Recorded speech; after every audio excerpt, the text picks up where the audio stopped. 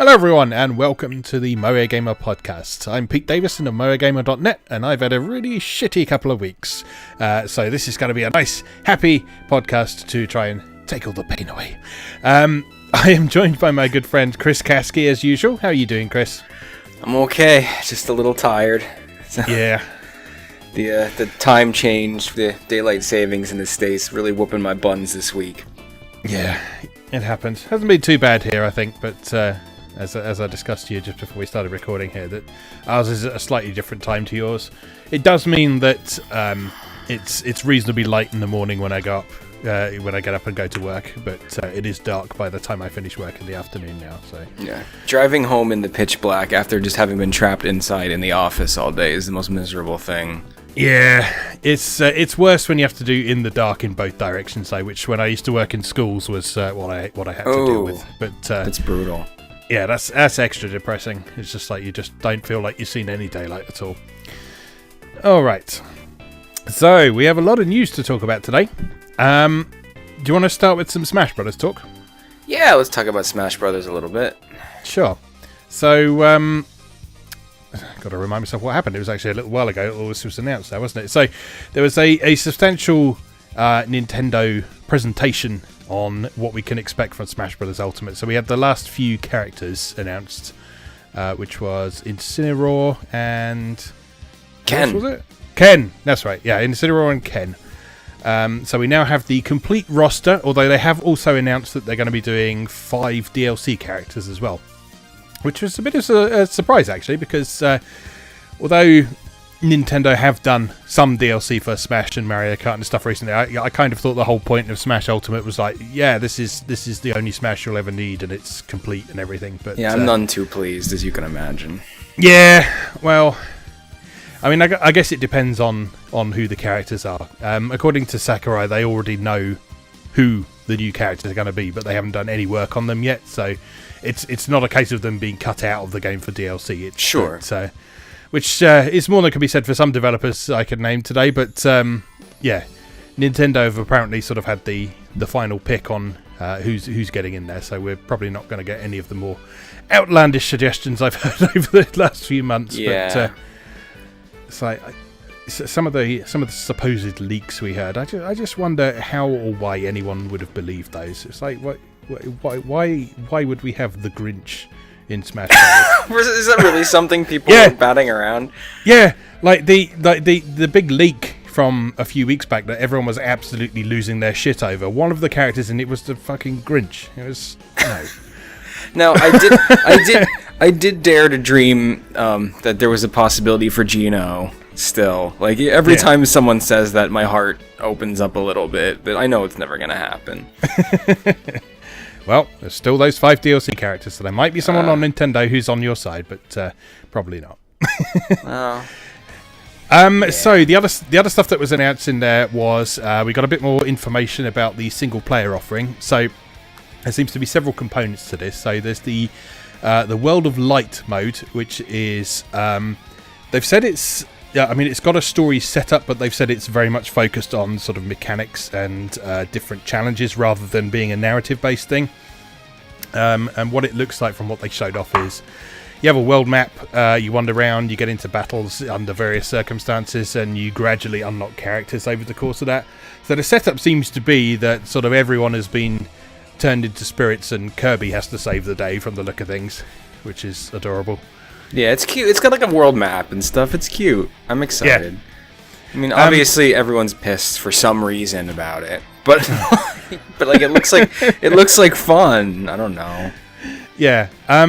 Alongside that, and I assume that the two are going to sort of interlink somehow, is this system called Spirits, which is a means of Nintendo cramming in a bunch more characters that aren't fully playable ones. And these are sort of almost collectible cards, like in a gacha game almost. So they have it's replacing values. The trophies. Yeah.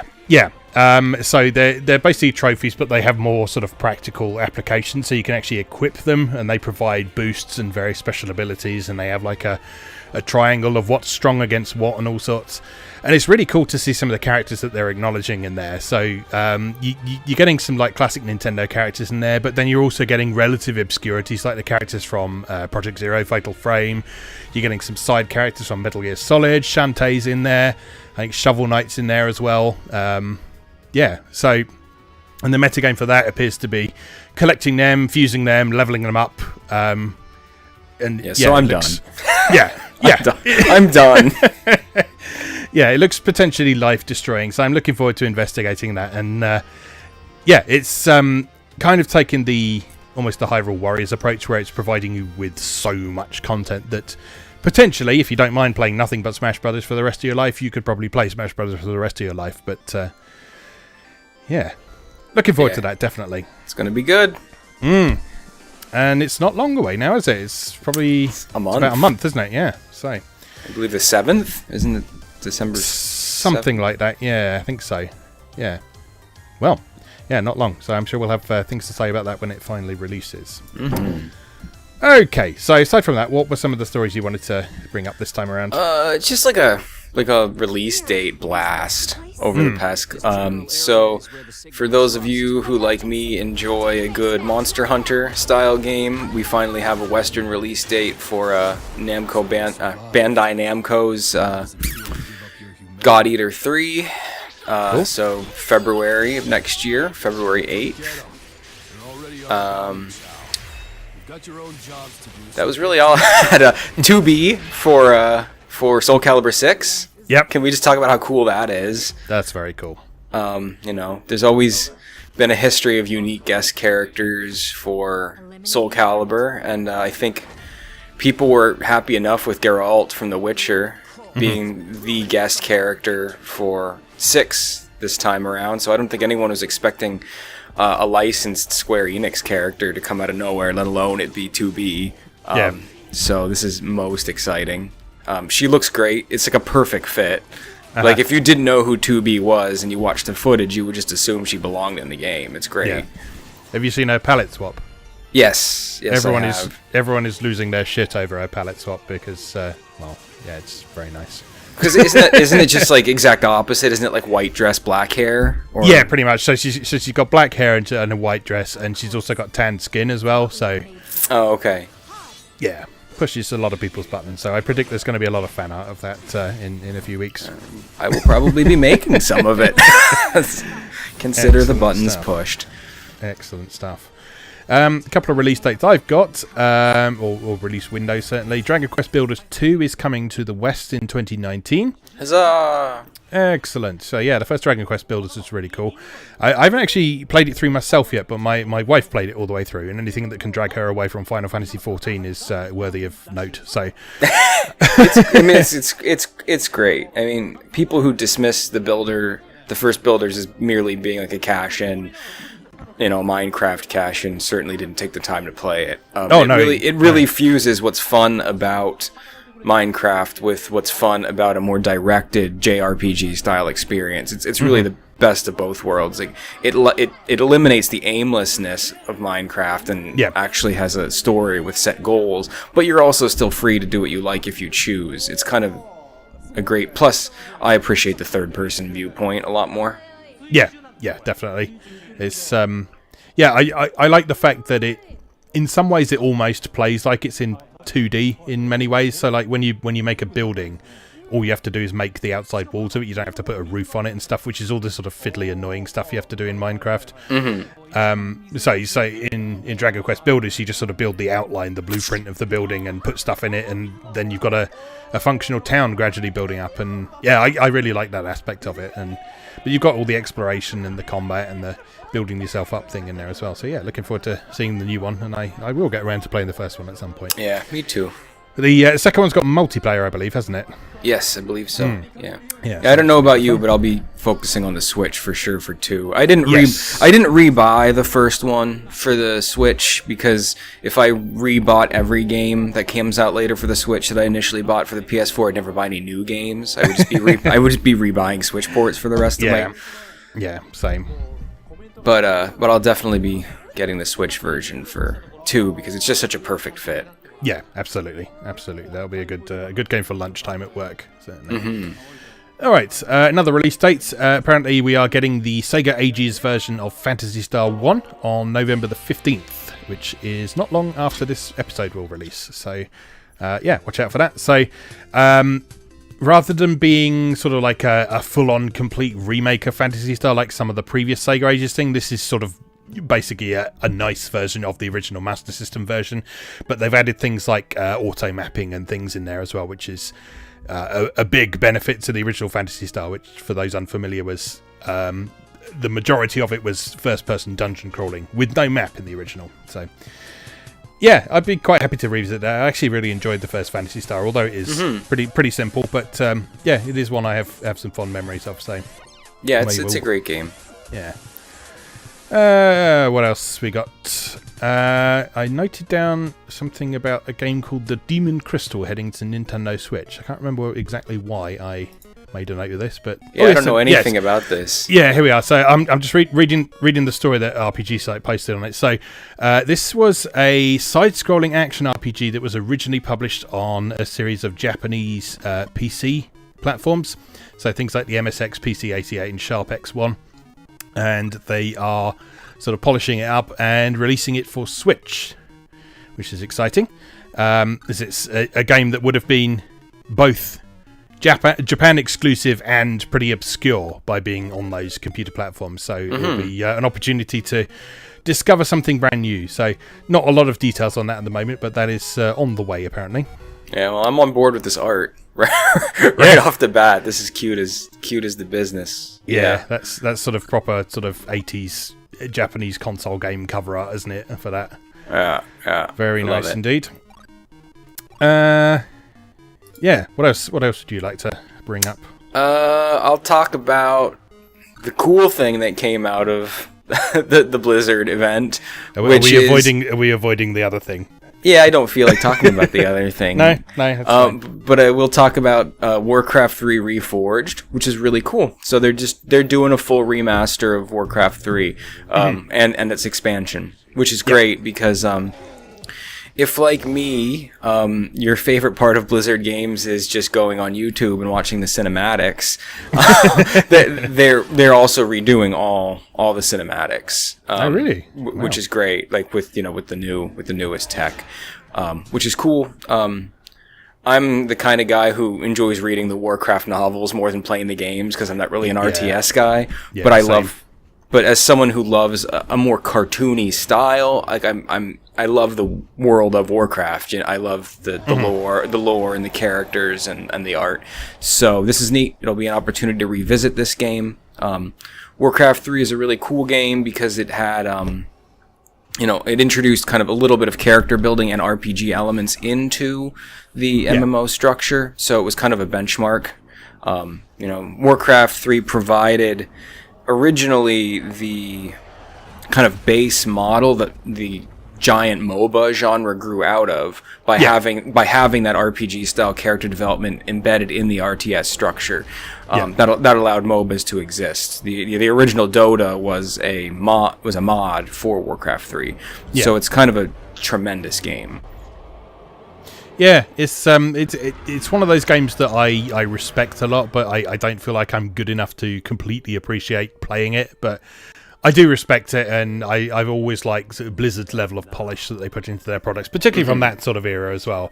Kind of surprises me that they're redoing the cutscenes because the cutscenes were already pretty stunning. So to see what they might have up their sleeves with new tech is something to wonder. Yeah, it'll be very interesting to see how that turns out. I believe the plan for them as well is to make it cross-compatible with the old version as well. So people who still have the old version will be able to play multiplayer with the new version, which is that's cool. Really neat. I wonder how they'll pull that off. Yeah, so if they do actually follow through with that will be a great way of bringing some new people into the community and also sort of keeping the people who are still playing the old version happy as well. Yeah. Blizzard, one thing Blizzard has actually been really good at is continuing to support their old games. So things like Diablo 2 and Warcraft 3 have been continually getting support and updates to make them run on modern systems, just because they know they've got so much staying power for their multiplayer and that sort of thing. And that's a really admirable thing to do, I think.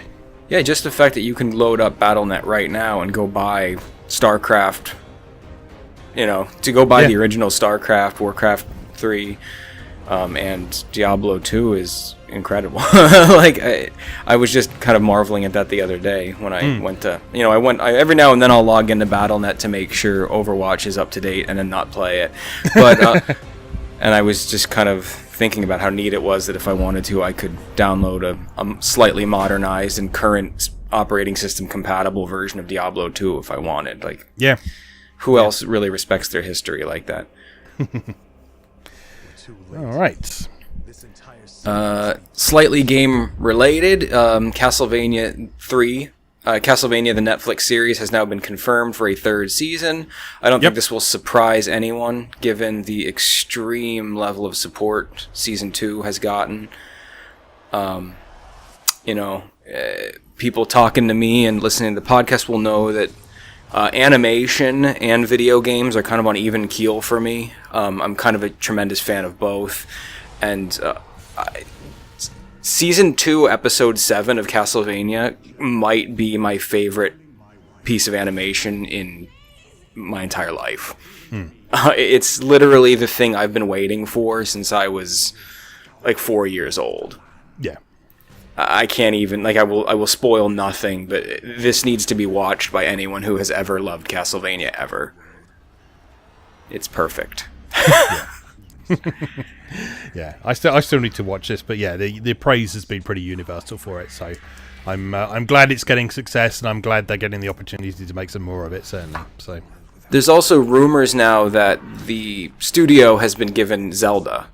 Oh yes, that will be interesting because I'm sure that people will have some very strong opinions on how they should handle that.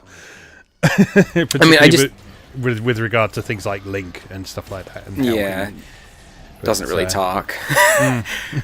Well, all I know is a year ago someone had told me that an animation studio had been given the Zelda license. And this is all speculative still. I don't know if this is 100% true, but I would have been like, well, that's going to be stupid. But I cannot express the degree to which the Castlevania franchise has been handled with respect. By these people. Well, the reaction you're describing there is exactly how people responded to the original announcement of the Castlevania thing. It was like, Castlevania animation, that's gonna suck, but it didn't. So no, I mean we're talking like, if you haven't watched it, it's like a granular level of fan support. So like, part of the story is that Dracula can move the castle. Right, like magically, like move the castle wherever he wants, and that's like what makes getting Dracula so hard. He just like teleports it to other locations, and the magic artifact that he uses to move the castle is that like dodecahedron save point from Symphony of the Night. It's like rotating on a plinth, and he just like stands there and like conjures at it, and I'm just like screaming like as soon as they. There's also online, if you look, like there's a whole website now that's dedicated to like breaking down like screenshot by screenshot, like finding little granular tributes in it. And during the big fight scene in episode 7, like a wall gets blown up and someone has like zoomed in, like magnified like 8 times, and there's a pot roast there. That's amazing. Like where the brick breaks. Yeah, I knew what you were going to say there before you said it, and yeah, it's fantastic. Yeah. Yes, I must watch this. They care. This isn't a cash-in. It's just wonderful. Good stuff. All right, moving on. Not a huge amount to say about this, but Konosuba is getting a new game. It is going to be a dungeon crawler for PlayStation 4 and PlayStation Vita, developed by Intergram. I don't think I know that name. The game itself looks reasonably sort of like a reasonably generic dungeon crawler, but just the fact it's got the Konosuba cast in there will add a lot of appeal to that, I'm sure. No word on whether or not that's going to be coming west or anything like that, but yeah, it has been announced now for Japanese release. There's been one previous game, I think, that was a visual novel that didn't come west, so I don't know anything about that at all, so I just know it exists. So, but it'd be nice to see that come over here. A couple of stories about mobile games. First one, Dragalia Lost has apparently been doing quite well since it launched on September the 27th. So they've been giving out some gifts to players. So if you've been playing that and you maybe haven't logged in for a while, it's well worth popping in there because they'll give you some freebies. So they'll give you 50,000 mana, 100,000 rupees and 30 gold crystals, which is very useful for leveling your characters, especially if you want to get into the raid events and such like. On a slightly less positive note for the Japanese mobile gaming industry, according to some analysts, the sort of mobile games gacha game market is starting to wither a little bit. It sounds as if sort of the bubbles burst a bit. I think there's just so many of them out there now that it's getting very difficult for them to be competitive, and also they're facing a significant amount of competition from China and Korea as well. Oh, so, sure. So China in particular is starting to become a real heavy hitter in terms of free-to-play gaming and such like. The thing we weren't going to mention about Blizzard, a lot of that is sort of led by the Chinese mobile gaming market and such like. Oh, absolutely. And China is a lot more willing to pay up for microtransactions and pay to win and that sort of thing. So it's a very different market to what we're sort of used to. So, I mean, we can get frustrated about that all we want, but if it's sort of a cultural thing that they're happy to do that, there's unfortunately not a huge amount we can do about that. But it is interesting that this is starting to have an impact on the actual Japanese gacha game business. So a key quote here, I think, is that Japan's entire mobile game market as a whole is still growing, but the share that goes to Japanese companies is falling, which is interesting. So sort of the market for the games is growing, but it's where the money is going to different places. So yeah, we shall see where that goes. But Yuji Nakamura on Twitter, who was the one who posted this story for Bloomberg, he's a Bloomberg tech reporter, he noted that this is probably a timely lesson for Western publishers who are obsessed with loot boxes, that they shouldn't discount creativity, so they shouldn't just rely on building a monetization strategy and then trying to build a game around it. They should try and build a creative game first and then put some good monetization in there that isn't obtrusive, that doesn't kind of compromise that core gaming experience. I've always said that Overwatch was a pretty good example of that. Like, yeah, you can play Overwatch and enjoy it and never even engage with the loot boxes if you don't want to. It's a structurally sound game with an attractive visual design. Yeah, like you don't ever have to engage with the loot boxes. I mean, I sort of have mixed feelings about that because it does tease you a lot with the other skins and stuff, and so and some people will be susceptible to that, and they will sort of see like the Halloween event or something like that and think, oh, I really want Halloween Mercy. I really want to pay up 30 quid for the chance to maybe get her, possibly maybe. Right. Oh yeah, I'm not saying it's not there and it can't be problematic, but I'm saying that it's the existence of the loot boxes isn't integral to the functionality of the game. Yes, so exactly. Like you could take Overwatch, literally eliminate the loot boxes entirely, and what you'd still have is a fully playable game with an enjoyable structure that's well designed from the ground up. Yeah, so it's not like something like Star Wars Battlefront 2 where the loot boxes were actually affecting game progression. So people were pulling game-breakingly more powerful characters out of these loot boxes and getting the currency for that. So anyone who was willing to pay up more was going to have a better experience. They were going to get better results from it. So yeah, that's not something you get in Overwatch. So yes, I just wish it would all go away, to be honest, but unfortunately we seem to be stuck with it. Although one interesting thing that did come up of that is that recently the Kingdom Hearts mobile game, Kingdom Hearts Union Cross, I think you pronounce it. That is going to be ending service in Belgium. And the reason for that is that Belgium has actually passed some policies to do with loot boxes and gacha and that sort of thing. So, so after a certain point, these games they won't be allowed to run services in Belgium. And this is the first game that I've seen specifically announcing that it's going to have to shut down in that territory because of. They describe it as the present uncertain legal status of loot boxes under Belgian law. So I think the whole thing is still kind of under discussion at the moment. So they're probably just taking this as a preemptive measure. But I think we're probably going to see more and more games that are going to only be coming to specific territories. I mean, stuff like Dragalia Lost still isn't released in European territories officially. You have to download it through QApp or something like that. So I think we're going to start seeing some of those games struggling a bit in some Western territories that are looking at ways to legislate on this sort of thing. Makes sense. Yeah. All right, moving on. Just a quick one, another release date. The Ace Attorney trilogy is coming out for PS4, Xbox One, and Switch in Japan on February the 21st.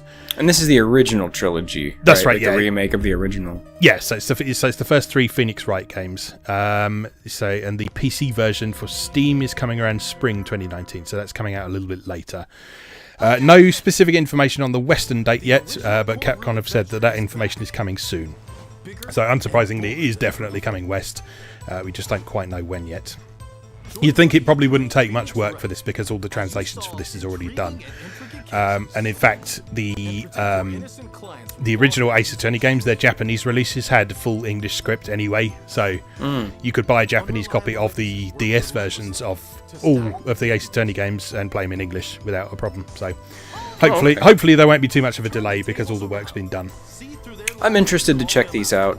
I mean, I've always wanted to check the Ace Attorney series out, but it had just gotten to a point where it had been rolling for so long that I never really even knew where to start, right? Because there's so many like spin-offs and sequels, and this is an Ace Attorney game, but it's a different attorney and a different crew, and like I don't know what to do. So like this is cool. This is cool that we're getting an updated version of the original trilogy. It seems like the right jumping on point for people who've always been curious. Yeah, most of them do kind of stand by themselves. They kind of got wise to that after a while and sort of made them very self-contained stories. Although they are also designed in such a way that if you have played all of them, you will start to make connections between the characters and what's going on and why things are this way and such like. But those first 3 games are very much designed as a trilogy. So it is the main character, Phoenix Wright, coming from being a rookie lawyer and developing his skills and experience at defending his clients over the course of these 3 games. So there's like, I think 15 cases altogether. Might be slightly less than that, but it's really interesting to see him grow as a character over the course of those and start interacting with other characters who become regulars. There's various recurring characters as well. So it's a really great series. I mean, if you are not into the sort of Japanese adventure game style things, which is heavy on the visual novel side of things, you may struggle a bit with them, but they are definitely worth checking out for the artwork, the character designs. The story is really good. The characterization is excellent. So if you can get over the hump of sort of dealing with the way they play, then you'll have a good time. I'm cool with that kind of game. What I don't appreciate is just pure visual novels. Yeah. But like Japanese adventure style games with that are text heavy, I'm okay with, because there's still a lot of traditional gameplay elements, problem solving and logical thinking in there that make I can approach it like a puzzle game, like a mystery. And so I do enjoy that. I do enjoy those types of games. Oh yeah, definitely worth checking out then. So watch out for those when they eventually head over here then. Okay, a few more stories. There are apparently multiple Falcom console games, including a new Ys, coming out by September 2019 in Japan. We already knew about the new Ys game that was on the way, and that's sounding like it's going to be Ys 9 rather than a remake of Ys 5, which people had hoped for. Pondered that it might be, hoped for. Hoped for is the right word. It is surprise news though how soon it's coming. Yes. Yeah. Like September. Yeah. So I think Falcom are doing pretty well at the moment from the sound of things. I think their financial report came out recently, and I think they've had some very good results recently. So I think they are keen to sort of capitalise on that. There's, I know we've joked about the Falcom fan base on here before, but they also have a very, very strong and passionate following in the West as well, particularly for the PC releases and such like. So this PC is a relatively new market for a lot of Japanese developers to get involved with, and Falcom are very much leading the charge in that regard. So they've had a lot of really good success stories with their PC releases, with the Ease games, with the Trail series. So yeah, be good to see that continue, because Falcom make great stuff. I need to make the time to actually play some more of their stuff, because I own a lot of it, but haven't got round to it. But the Trail series in particular is so huge. It's one that I know I have to actually make some time for. Now, as we've discussed prior, like, I'm super excited for these PS4 ports of the Cold Steel games. Because I passed on those on the Vita. Although one cool thing I will mention about that is that the enhancements they are making for the PS4 games, Xseed have already patched into the PC version, which is neat. Yeah, which is great to see, because I know a lot of people have been quite vocally critical of Xseed for not including the original Japanese voices in Trails of Cold Steel in particular. And now they've done it. Hopefully they will shut the fuck up for a bit. Now. Oh dear. We have to be careful. The possibility that Falcom's crazy fan base may also cross-section into our fan base is pretty significant. So we have to pretend to acknowledge that their complaints are valid. Okay, yes, your concerns are valid. However many times you put a $sign in Xseed's name, your concerns are perfectly valid. Anyway. Well, yes. Yeah. Continue. I was just going to say, I think with all, I mean, I won't go into it because could be a whole episode in and of itself, but I don't think these people who complain about accessibility of language tracks understand the technical and legal limitations associated with vocal tracks. Yeah. How much space they take up on the disc for compression and putting together a game, right? I mean, it's not a huge deal for a PC version, obviously, because size isn't as much of an obstacle as with a console game with a physical print. But the concern still remains, as well as licensing. In Xseed's case, I know it's been the licensing costs they've always struggled with. So a lot of Japanese voice actors, when they do work, they will specifically sign a contract that their work can only be distributed in Japan, and so actually licensing that out for localizations is very challenging in a lot of cases. So, and because a lot of the Falcom games that have come west are several years old, it means that there's like a whole load of sort of legal wrangling that needs to be done, because these games weren't originally developed with the West in mind, unlike, say, stuff like Idea Factory and Koei Tecmo does these days. They have to sort of go back to those old contracts that were designed with the Japan-only release in mind and figure things out from there. So the legal complications are tremendous, and I don't think, it just, to me, when people get upset about this stuff, it demonstrates a tremendous lack of perspective to not really understand what the limitations are and why it's such a difficult thing to do. Yeah, I mean, it's great when we do get these things, but sometimes you just have to say, well, we've got what we've got. I can take it or leave it, basically. And to be honest, I will usually choose to take it. Of course. Yes. Because you're an adult. Anyway, let's move on. Final Fantasy 15 did a live stream. Oh, yes. Final Fantasy 15 did a live stream recently where they appear to cancel most of the DLC that's coming for it. So Hajime Tabata has left Square Enix, and most of the remaining DLC for Final Fantasy 15 has been cancelled. So the only surviving one is episode Arden, which is on the way. So that means there was going to be an Aranea one, a Luna Freya, and a Noctis episode. Those have all been cancelled now. And so we're getting episode Arden, and I think they are making a short animated movie as a prologue to the Arden episode as well. But other than that, that's what's going on. So it looks like Final Fantasy 15 might finally be coming to an end. Also, they're spinning off the multiplayer, the Comrades. Oh, yes. And so Comrades will no longer be a DLC just for 15. It's going to become its own game. So that's bizarro. I don't exactly understand the distinction there, but yeah, you're gonna have if moving forward you want to play FF15 Comrades, you have to buy it as a separate game. It's no longer a DLC for 15. Yeah, that's quite strange. But I mean, Comrades is good fun. I just wonder how many people are going to jump on board with it who haven't already jumped on board with it. Well, yeah, I mean, my interest in it was as a fun thing to play as an ancillary to 15. Mm-hmm. I don't know how much I would care about buying it as a separate thing. Like, you know, I was excited to give Comrades a try when one day I purchase whatever complete edition of 15 comes out. Yeah. Right? But if it's like you purchase complete edition of 15 and it's just 15 with all the patches and DLC episodes, but then Comrades I would have to buy something separately, I probably just wouldn't buy Comrades then. Like, that makes sense. I was interested in fiddling with it, but I don't know how interested I am in it as a separate purchase. Yeah.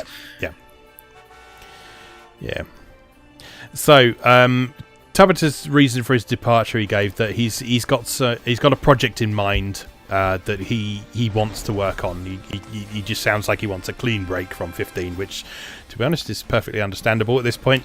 Do you buy it though? Really? I don't know. I mean, after the other news, right? The news that immediately preceded the FF15 thing was the tremendous loss. Yes, that Square Enix has posted, which they put squarely on the amount of money they spent developing HD high-end games. Yeah, but without return that is justified. Yeah, I think a lot of blame for that can be laid at the feet of Tomb Raider.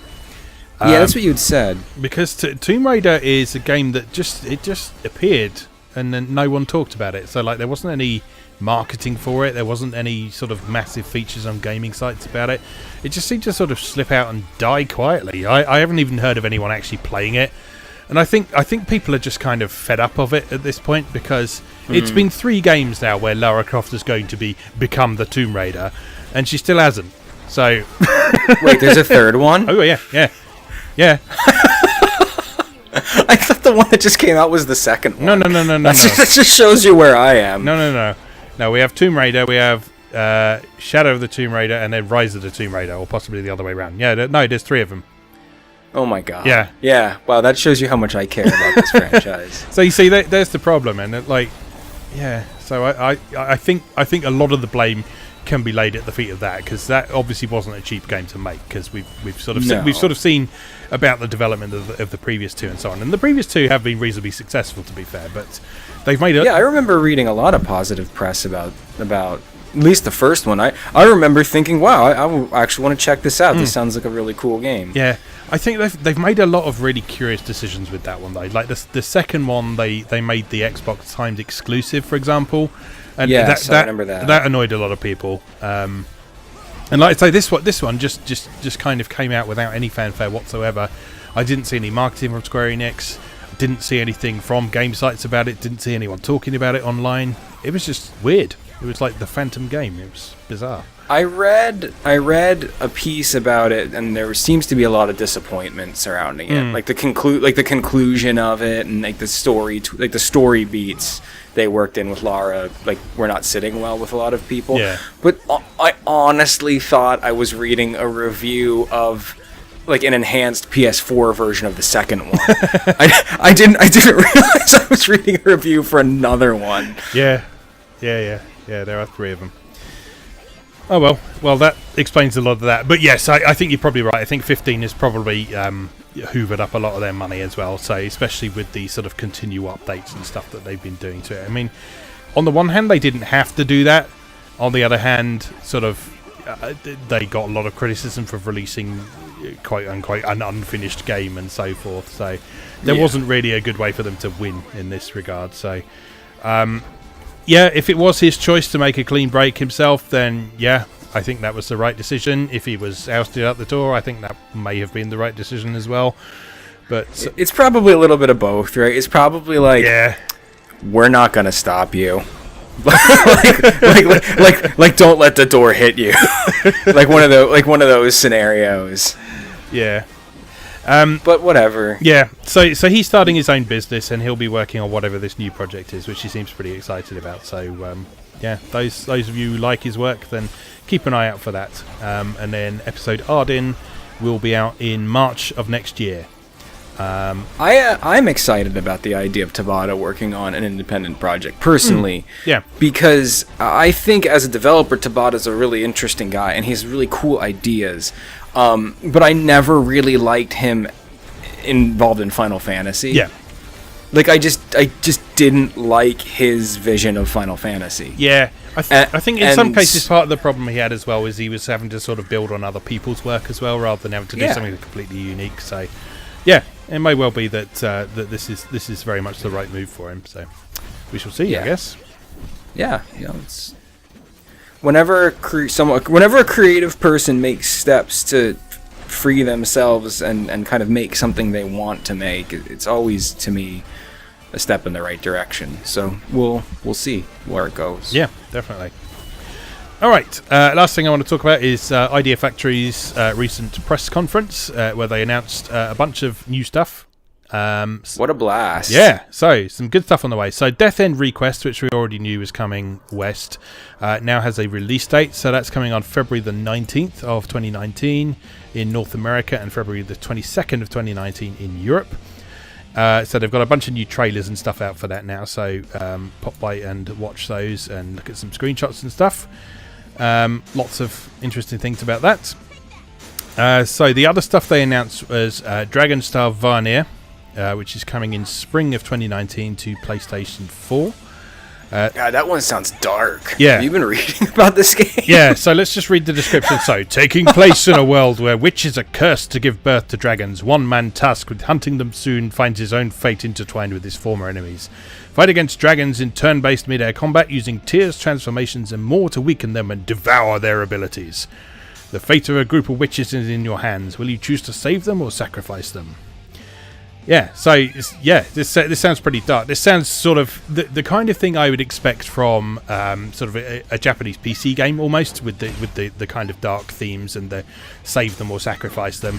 It actually reminds me slightly of the Venus Blood Frontier thing we talked about a few weeks back.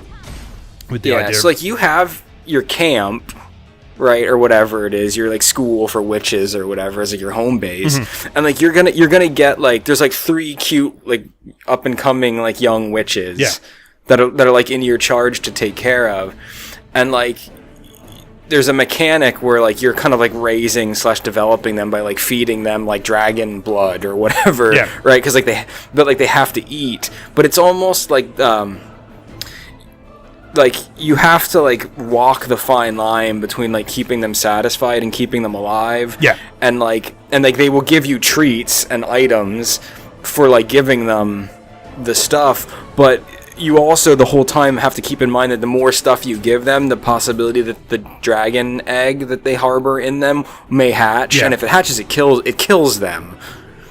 And like you'll get a baller status item when the dragon hatches, but then like that girl's dead. Yeah. So like you kind of have to play that game between like, is it worth it to get the items, which are no doubt going to be powerful, or like, are you okay with like killing this adorable little witch girl who's like in your charge? Like, yeah.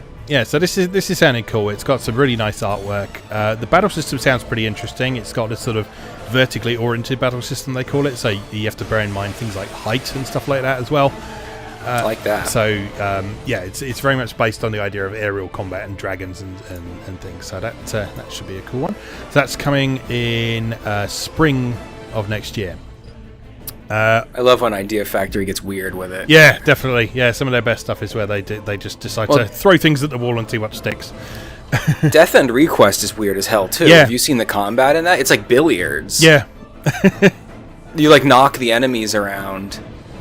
Yeah. Yeah, so this whole bunch of games are very interesting to me, I think. So yeah, I will probably be picking all of them up and covering them at some point.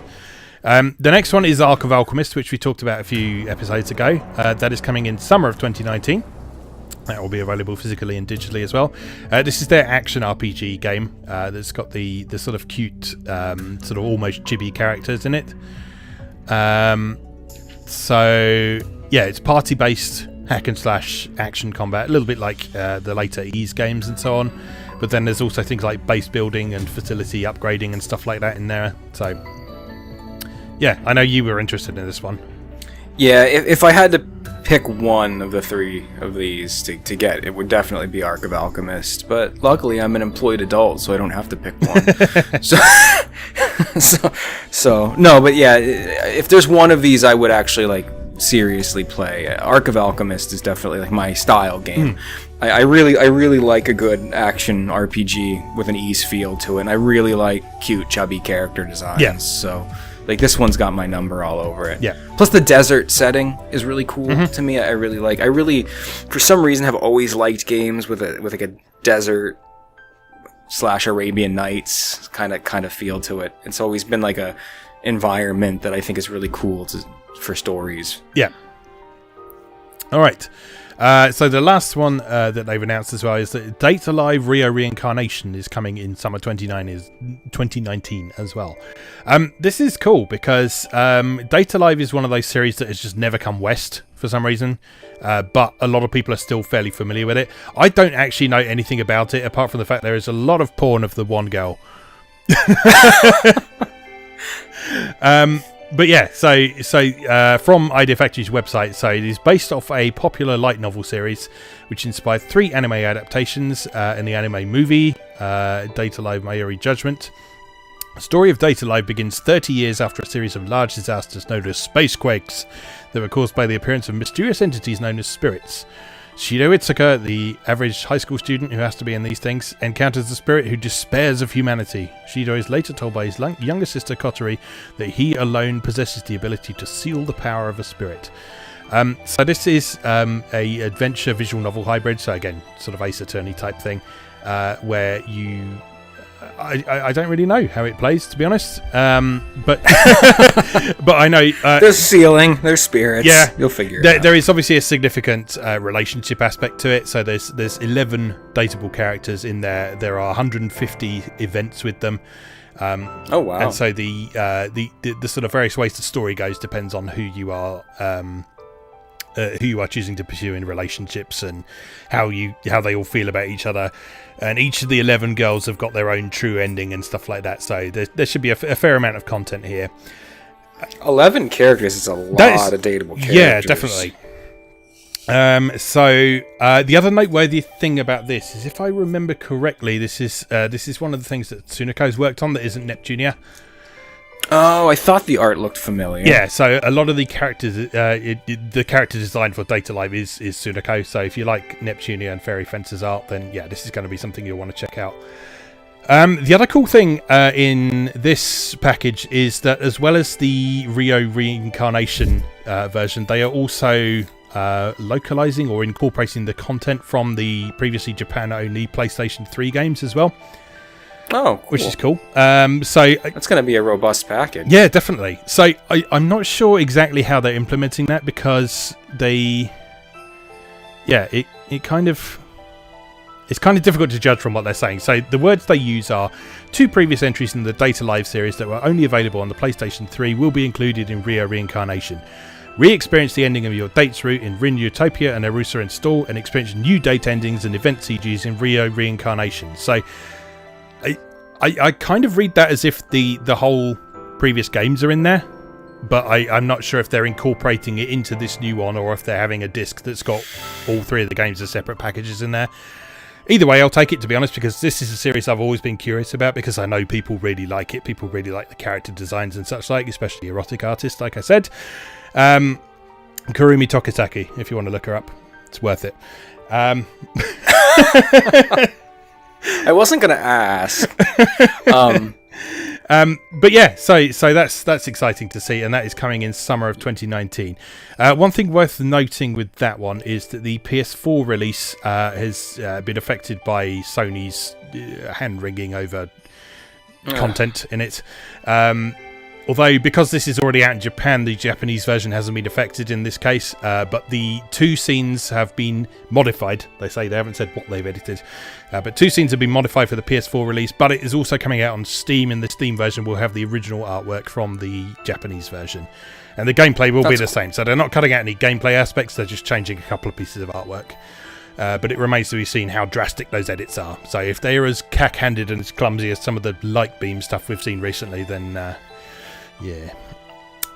I did see a tweet from Idea Factory a day or so ago that like they said something on the lines of like, our policies haven't changed, and like we're gonna fight to put this stuff out as faithfully as possible. Yeah, so I mean, Idea Factory International has always been very vocal about the fact that they want to specifically bring stuff to the West in the exact same form that it was in Japan. So this was kind of a response to how their earlier stuff was localized by North America, and a lot of it ended up with cuts. So things like the Mugen Souls games, they had like whole game mechanics cut out of them because they either fell foul of the censors or they just didn't want to fight for the right ESRB rating and such like, and a lot of people were very upset and annoyed about that. So when Idea Factory International was set up, they made a specific point of mentioning that. But if Sony are getting involved, then it's kind of difficult for them to do that. But they could always jump to Switch. Yeah, well, it's bizarre. It's a bizarre world we live in. Yeah, definitely. All right, those are all the stories I wanted to talk about. Do you have anything else? No. It's a lot of news today. Yeah, for sure. All right, let's take a short break then, and then we'll come back for our second segment where we've been talking about what we've been playing recently. So, see you in a moment.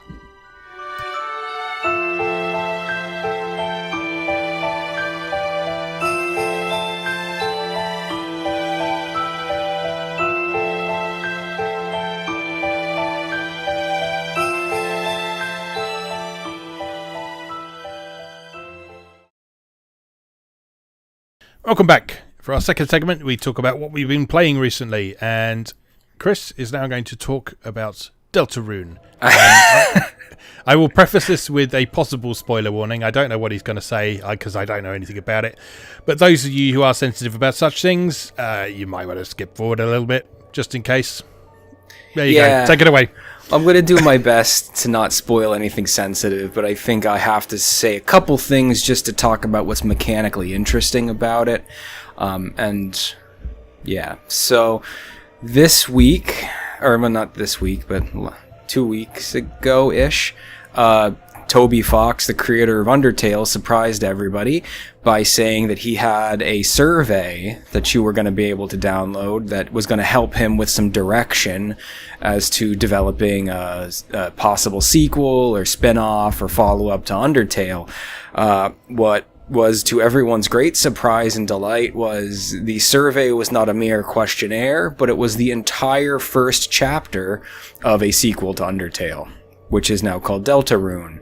And this is a pretty big deal because this is like a 3-hour, like it's the whole first chapter of this new game that has been secretly developed and just dropped on us. And it's amazing.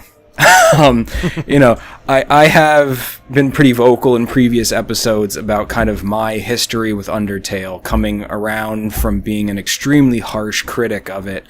Of course, all of this having been an extremely harsh critic of it, having never played it, to instantly falling in love with it as soon as I played it. Now I'm super cringy and want like shirts and everything because I love it so much. Like I've done like a full 180 on Undertale. And I had just finished the pacifist run of the Switch version, so Deltarune dropping was like so perfectly timely because I was like just primed for it. Deltarune essentially takes a lot of the problems I have with Undertale, fixes them entirely without subtracting any of the things I love about Undertale. So it's now almost doubles down on the more traditional RPG stuff. So you've got 3 characters that are in a Final Fantasy style battle sequence system now. You see them standing side on, like in the old Final Fantasy games, which adds further kind of hiccups and complications to the battle mechanics. So the same quirks of the original Undertale are present in Deltarune. The idea that you don't have to kill anyone.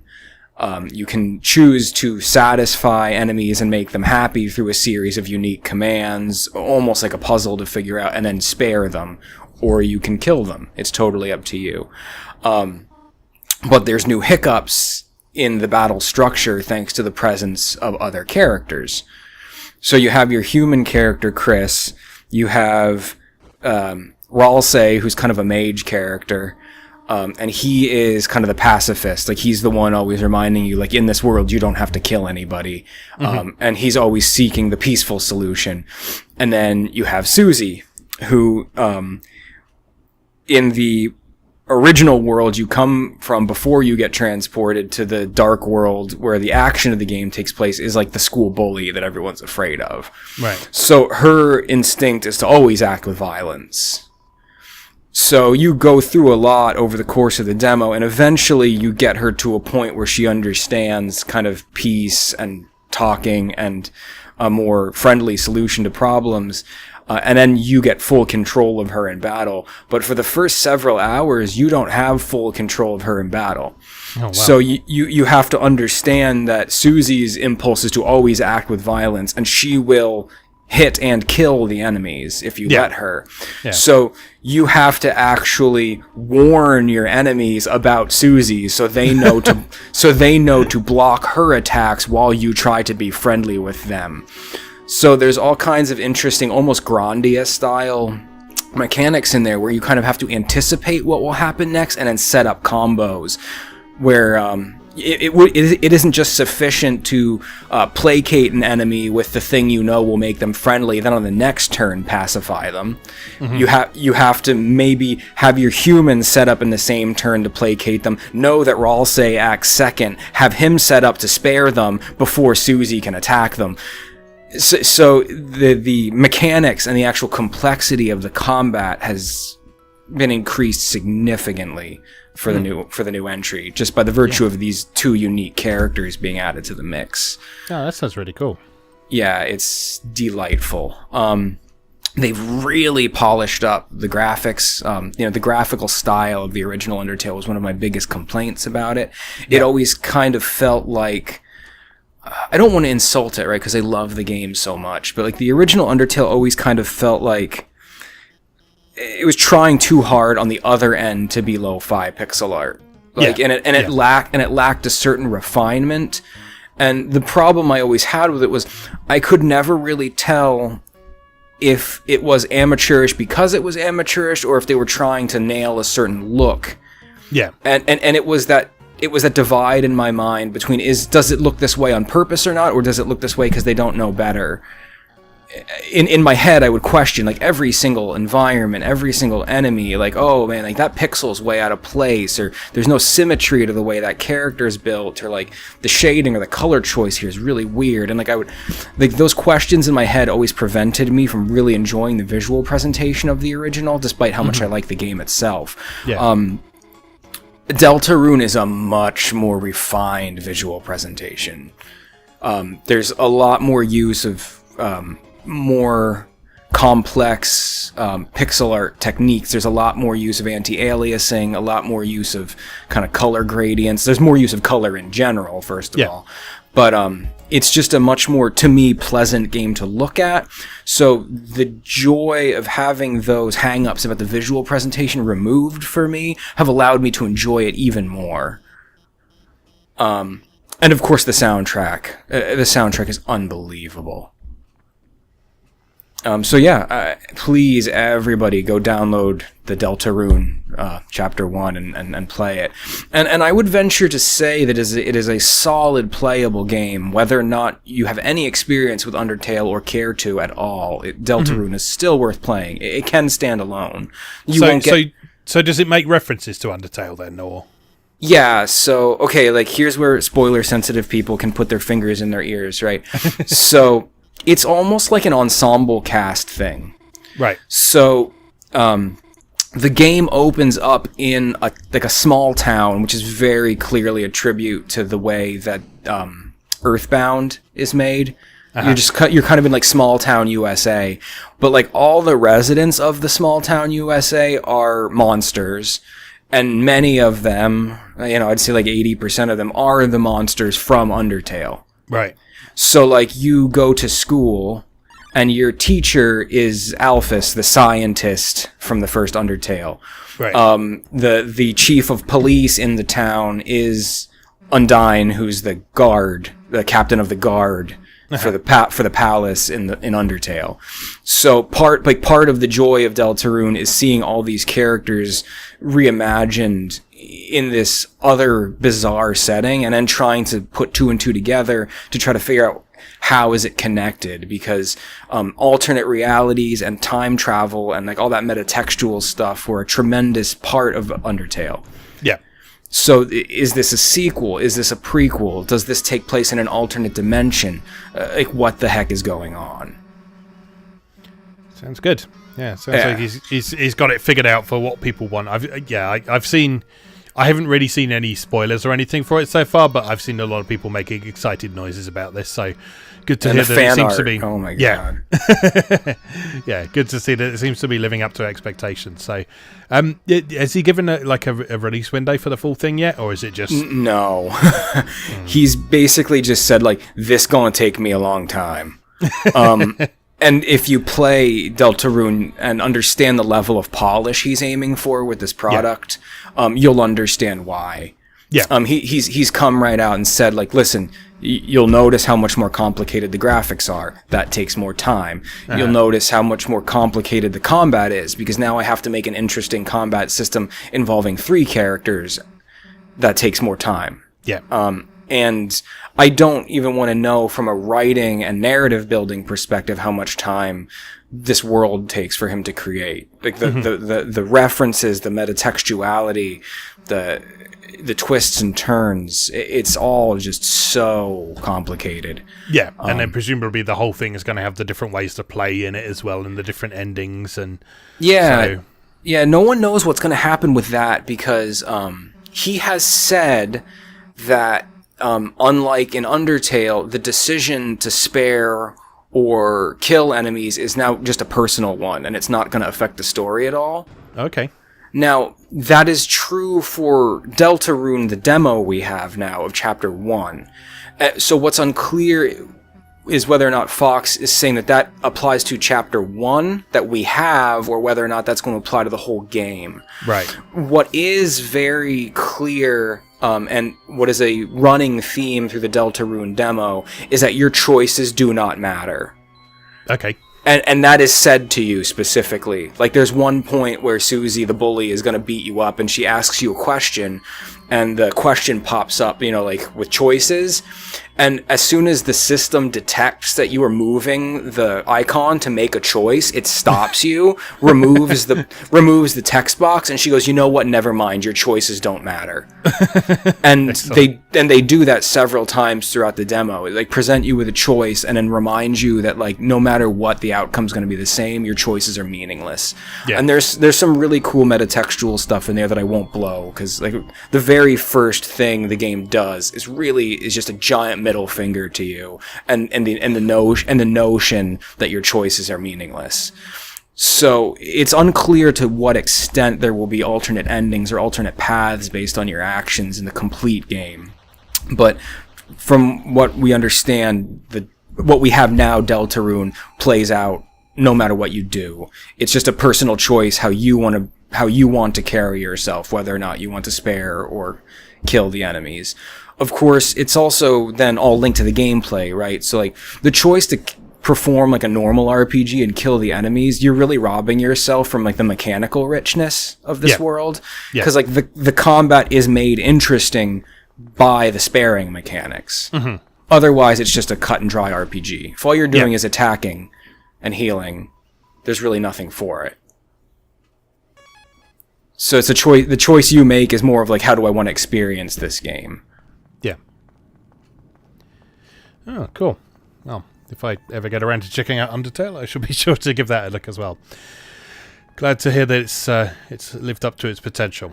Yeah, I mean, I sat down and played that thing in one sitting. Yeah, always a good sign. Yeah, I cannot tell you how rare it is for me to sit down for like 3.5 hours and play one thing for that long, like through to completion. Like, I don't do that. I don't have time to do that. I neglected things I had to do that. Like, I could not step away from it. Cool. High praise indeed from you. Yeah. All right, you done with that? I am. Excellent. All right, I will jump in now. I will talk a little bit about Project 04, or 04, or Fatal Frame 4, whatever you want to call it, which is the current game I'm playing through for the continuing cover game feature on MoeGamer.net this month.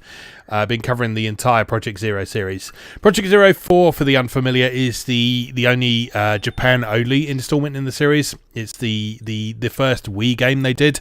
So it was the first entry in the series that wasn't on the PlayStation 2 and or Xbox. It's also an interesting one, and it was the first one that wasn't exclusively developed by Tecmo as well. So I didn't know this before I started playing it, but apparently Grasshopper Manufacture had a significant role in this one. Yes, that's true. Yeah. I'm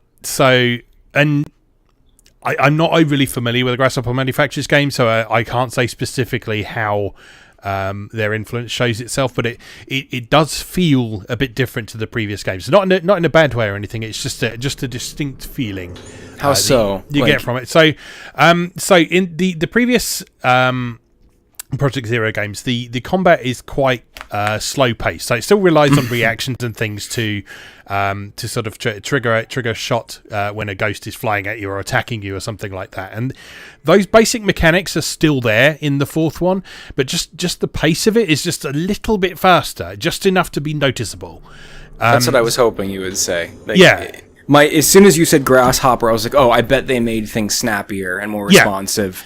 Yeah, snappy is the perfect word for it, because they are using almost exactly the same mechanics as the earlier games, but just the whole thing just feels, it's hard to find a different word for it. Snappier. So like you can really easily lock onto ghosts and take a shot. Charging up your power in your camera is quite quick. The upgrading process is it's still there, but it's a little bit streamlined. So it's now based on you finding crystals rather than the points you score. So there's no need to sort of grind out points or anything. It also does things like your points can now be used at save points to actually buy items. So although there's still things like healing items and ammunition scattered around the game world, you can actually just spend your points on those at save points as well. So you don't really run into that sort of typical survival horror situation where you're completely low on ammunition and stuff. And a lot of people think that this is sort of a fundamental part of the survival horror experience. We talked a bit about this in the previous episode. Yeah, resource management. Yeah, but because of sort of the way the rest of the game is designed, it's very heavily based on exploring and finding things and solving puzzles and such like. It kind of means that you don't end up too distracted by the resource management side of things. It's not trying to do too many things at the same time, and I was surprised how much I didn't miss the feeling of scarcity. It's still a scary game. It still sets you on edge. There's still lots of unusual and interesting things going on around you, but just a lot of the tiny little tweaks they've made to the formula, they make it really, really play very, very nicely. So yeah, so this sounds like the one I would love. Yeah, and it's the one I can't play. It's actually not horrendously difficult to get running. There is a fan translation patch out there, which you basically stick on an SD card, and then plug that into your Wii. So there are several ways you can do it. You don't have to have a hacked Wii to do it, so you don't have to have installed the homebrew channel and such like that. Oh, there are ways of installing and using it just with the standard Wii firmware. I don't know if it works on Wii U.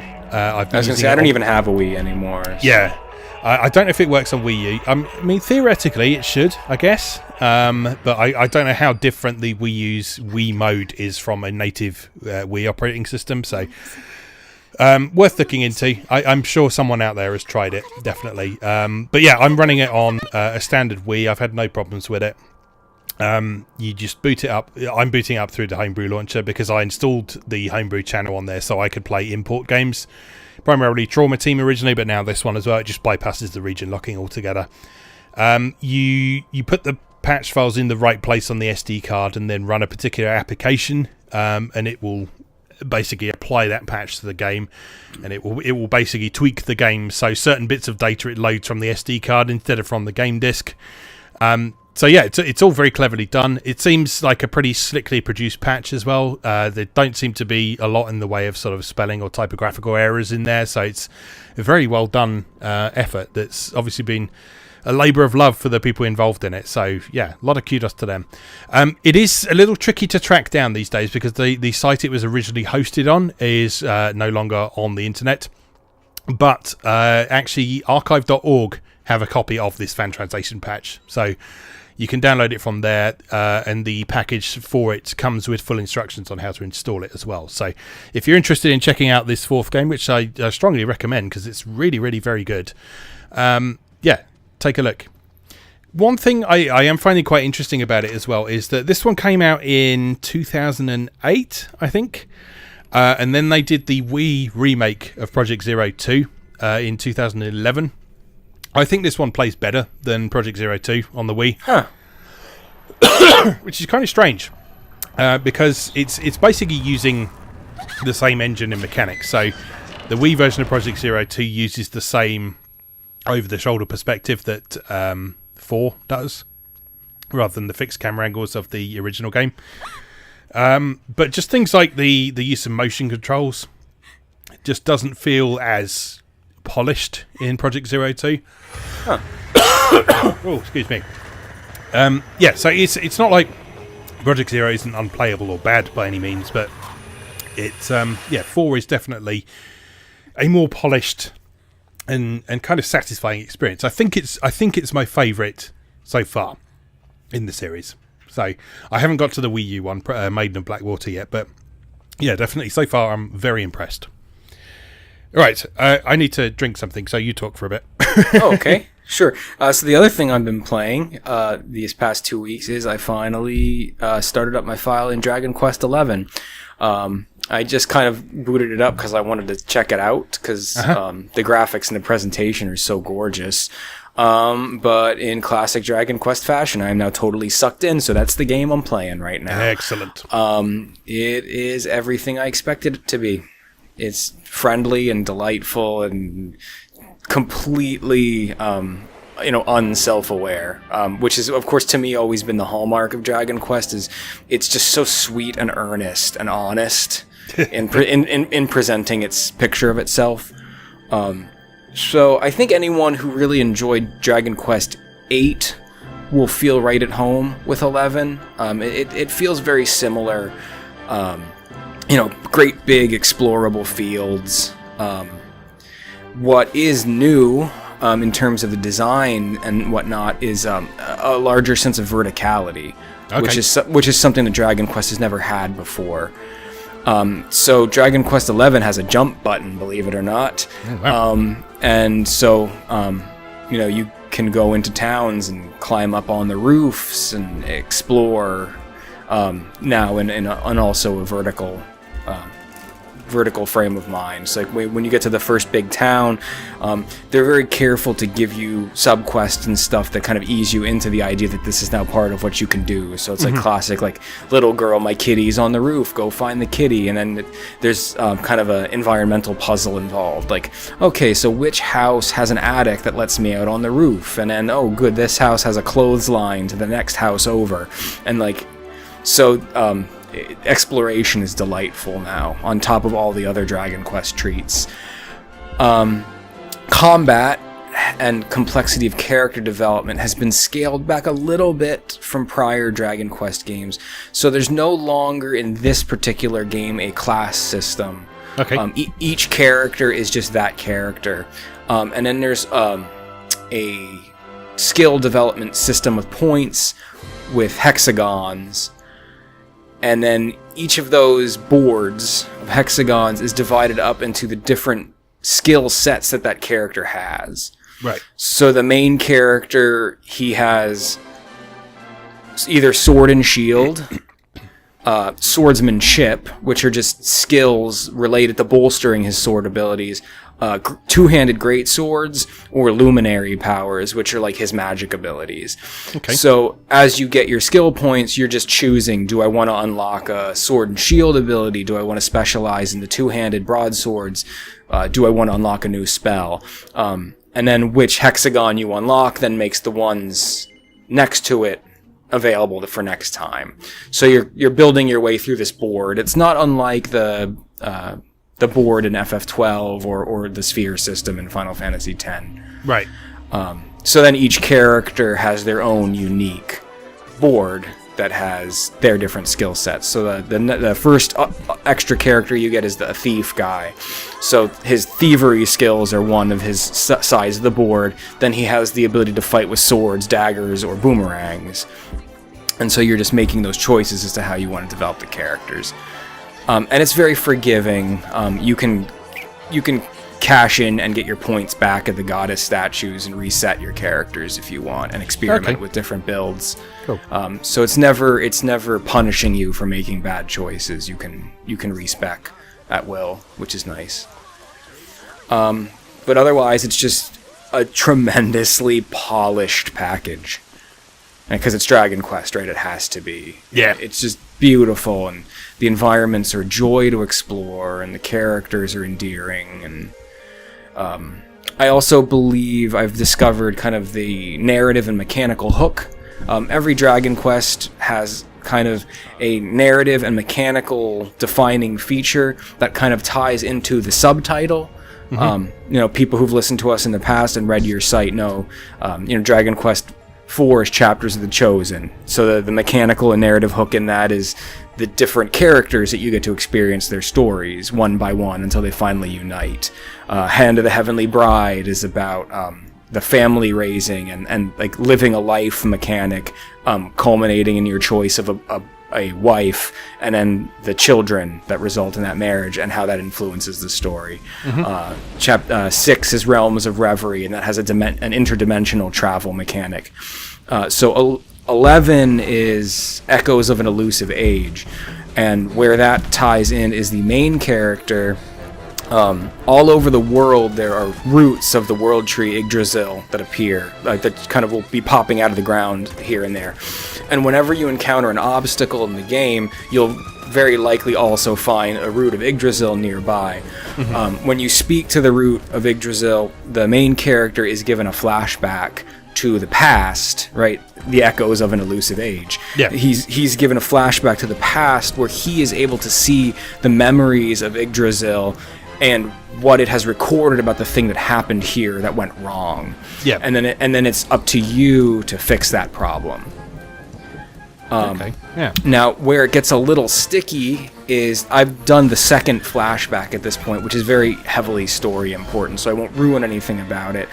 But it's become clear also that you're not just experiencing the flashback, you're also there. Right. So there's a time travel element as well. You're not just seeing what Yggdrasil sees, like you're actually transported to that time and place, and you're present in that past then, which can then allow you to do things or speak to people to influence the things that can help you then in the future when you try to rectify the problem. Yeah. So it's really cool, and I haven't read a single review or think piece that even touches on that aspect of it. Surprise. And that hits you relatively early. I've only maybe got about 6 hours into the game, and I've had to problem solve with that mechanic twice now. Yeah. And it's really cool. It's really fun, and it's very Dragon Quest. It's not, the first one you encounter is silly, right? Like you're in the woods, the woodcutter's hut is right there, but there's no people around. There's just a dog, and you can't progress through the forest because the bridge is broken. So it turns out that like a goblin cursed the woodcutter and turned him into a dog. So the dog you see running around the woodcutter's camp is the woodcutter. Yeah. So like then you have to hunt the goblin down to break the curse to save the woodcutter, and then he helps you by repairing the bridge, and then you can proceed. So it's all very cute and fairy tale-y, and it's delightful. So yeah, that's DQ11 and my experience with it thus far. Sounds great. Yes. Looking forward to getting onto that eventually. I need to get back to the Dragon Quest, actually. I'm right at the end of 5 still, and haven't gotten around to beating the last boss yet. But I thought you'd finished that one. No, I got to the last boss, and it actually kicked my ass, so I need to do a little bit of grinding before I try again. But I will get back to that and report back on that as soon as I can. All right. Does that one have a significant end game like 4 did? I remember the expanded version of 4, it had a pretty significant... Yeah, there's alternate like end chapter. There's like a whole extra chapter in 4. I don't know if there's like a whole add-on chapter in 5 as there is in the same way. I know there's definitely an extra dungeon, which apparently in Dragon Quest parlance is referred to as the Fungeon. The pun game is strong in 11, let me tell you. Excellent. So I know that is a thing, but I don't know how substantial the actual sort of additional story content beyond the end is, but we'll see, I guess. All right. The only other real thing that I've been playing recently is one of the things I'd like to talk about in the third segment, which is Taiko no Tatsujin. So I will save that for our next segment. Do you have anything else you'd like to bring up? I'm thinking, but no, it's just been Deltarune and Dragon Quest when I have the time for it. All right, well, that works for me then. Let's take a short break and then we'll come back and we'll talk about our main topic for today, which is music games. So we'll see you in a moment.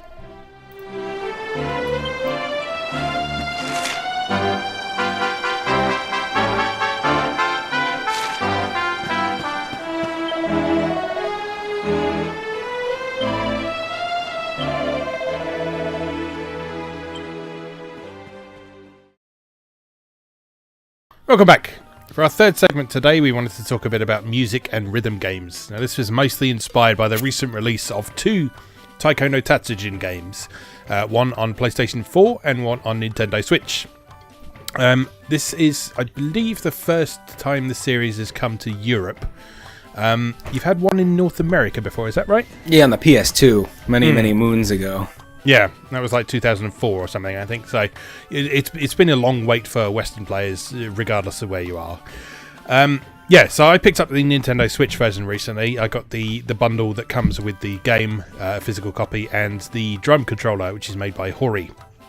And I've been really enjoying it so far. So I just wanted to talk a bit specifically about Taiko no Tatsujin first of all, and then we'll segue into a discussion about rhythm games in general. So, so you're a bit more familiar with this series than me. So, when did you first encounter Taiko no Tatsujin? I mean, I think at this point you're more familiar with it than me. but I mean, my experience with Taiko no Tatsujin just comes from when I was in college. I had a friend Matt who was like a rhythm game guy. Yeah, like it was like his life. Like he ran a very popular American Beatmania fan site. It was Outphase and .net, and it was kind of like one of the like North American like forums for fans of specifically the Konami Bimani series, but rhythm games in general. And so when we got the US version of Taiko no Tatsujin in the West, and he immediately was on top of it. So I had fond memories of I used to work, I've mentioned before, in a small independently owned game shop, and usually Friday nights Matt would come by with like whatever new like rhythm game peripheral he happened to have acquired that week, and I remember the weekend very vividly when he brought Taiko, and it was just a hell of a lot of fun. I mean, that's really the only experience I have with it, is just good memories of playing it with friends, because it's a great it's a great party game. Yeah, I can imagine. So for the unfamiliar then, Taiko no Tatsujin is a rhythm game that's actually fairly simple in terms of its basic mechanics. So you have a drum, which you can play either with the drum controller, like I've got, or you can play it with a controller, or on the Switch version you can play with motion controls as well. Don't do that. Don't ever do that. But yeah, the basic mechanic is that there's 2 main types of notes that you get. You have don notes, which are red, and that means hit the drum or press a particular button. And you have ka notes, which mean you hit the rim of the drum, or if you're playing with a controller, you just hit a different button. And then you play through various songs with combinations of these patterns in there. Sometimes you have drum rolls to do, which are on the main part of the drum. Sometimes you have large notes, which if you're playing on the drum controller means you have to hit both sides of the drum at once instead of just one. Or if you're playing with buttons, you hit 2 buttons at once instead of just one. And that's pretty much it. So you clear a song by getting a bar on screen above a particular point. You don't have to perfectly clear it or anything like that. It's normally around the sort of 75%, 80% mark or so. So you gain stuff on that meter for getting notes right. You gain a bit more if you perfectly time them. You lose a bit every time you miss a note. And then you score points based on the accuracy of your hits and the combo that you build up over time as well. So every so often in the combo, each note you hit will start being worth more points. In the later versions, including the Switch version that I've been playing, you get a significant point bonus every 100 notes you hit in a combo as well. And yeah, it's just a game where you work your way through, you try and clear all the songs, you gradually work your way up through difficulty levels. There's no real sort of meta game to the Switch version. I know some previous console versions have had like a story mode and stuff like that, but there's nothing like that in the Switch version. It's just big song list. A few of the songs are locked to begin with until you play through a certain number of times, and you just have to try and clear them. There are 5 difficulty levels altogether. So starting with easy, and then they go through normal, hard, extreme, and then there's like a super extreme mode beyond that as well that you can optionally turn on as well. That apparently used to be like a secret mode in the arcade version, but it's pretty readily accessible on the Switch version right from the outset now, so you can jump right into that if you really reckon your skills. Yeah, so this is the kind of rhythm game I like. We'll get a bit more onto rhythm games in general on this, but this is the kind of rhythm game I really like, in that it feels like you are playing a part in the performance. So you're not just like tapping to the beat or anything like that. You're not sort of doing it to trigger dance moves or anything like that. It feels like you are playing an instrument. So the sound you make hitting the drum controller, it sounds like you're playing along with that piece of music, and that's something I really like. And it's just a really satisfying game to play. It's so simple, but it's so accessible as well. I've had my wife playing it a bit as well. She's not very good at it, but she enjoys giving it a go. She's not overly familiar with rhythm games, but the way you interact with this by hitting something is so easily understandable, so fundamental, that it's really accessible. And yeah, I completely believe you when you say it's a good party game for that reason. Mm-hmm. Yeah, especially if you've got 2. Yes, you've got 2 drums. Yes, my budget can't quite stretch that far at the minute, but you can play with a mix of different controllers if you want to. So you can play with one person on the drum, one on the controller and such like, or you can just play the single player mode and compete for high scores, which is another perfectly valid way of doing it, and will probably be the main way that I play it. But yeah, so this is sort of the latest in a long line of rhythm games that I've really enjoyed over the years. So I think the first time I encountered them was probably back it must have been in the PS1 era, because that's really where it got its start, wasn't it? Yeah, I mean, I can't historically think of a game that's what we traditionally call a rhythm game these days. Mm-hmm. before PS1. I mean, for me, Parappa was the first thing I ever experienced like this. Yeah. I mean, there are odd games that had elements of what we now recognise as rhythm games. Like there's a really old 8-bit computer game from Activision called Master of the Lamps. And part of that game, it was mostly about flying through rings on a magic carpet. But between every level on that, there was a sequence where you had to play various gongs. And you were basically playing back a musical pattern to someone who just played it at you. And it was mostly more a test of memory than anything else. But it was like Simon. It was very much a Simon type thing. But there was a musical element to it. So like you had to do it before these notes fell down the screen on you, and the speed at which the notes fell down on the screen was related to sort of the musical pattern that had been played to you before. Okay. But it wasn't sort of specifically. You weren't like marked on your accuracy or anything. You just had to hit the note before the actual icon of the note floated down the screen and hit you. So that was an early example of a game with musical elements, but I think the first actual rhythm game I played where it was all about staying on the beat, for me, was Buster Groove, I think. Oh yeah, I remember you mentioning how much of a fan you were of that. Yeah, so this, I can't remember exactly how or why we came into contact with this, but this is one of those games that me and several of my friends all bought around the same time, because we really enjoyed it.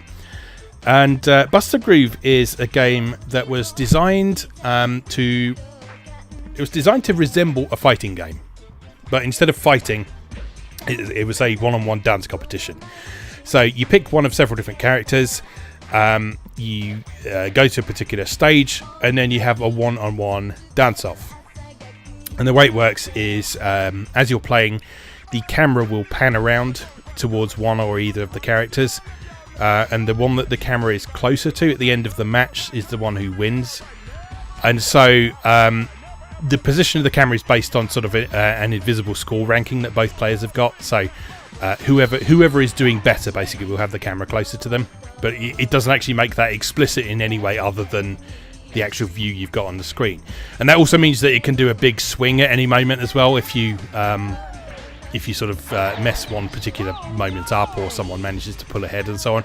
But it also means that matches can quite easily end in a bit of stalemate as well. So there are a few elements in there to try and counter that mechanic. So each character gets at least one opportunity in the song to do a solo, which is an uninterrupted bit where the other character doesn't score any points, and then the other character will get an opportunity to do that in the song as well.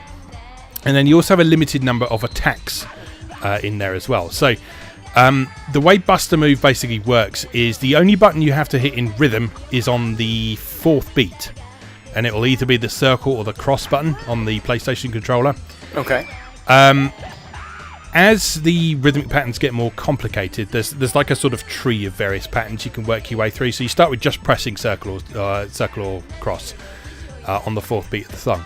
And then it gradually starts adding in new directions. And all you have to do is squeeze those directions in before the 4th beat and then press the button in time. And what you can do is you can press the triangle button instead of the circle or the cross button, and that does an attack instead, but it still has to be in time.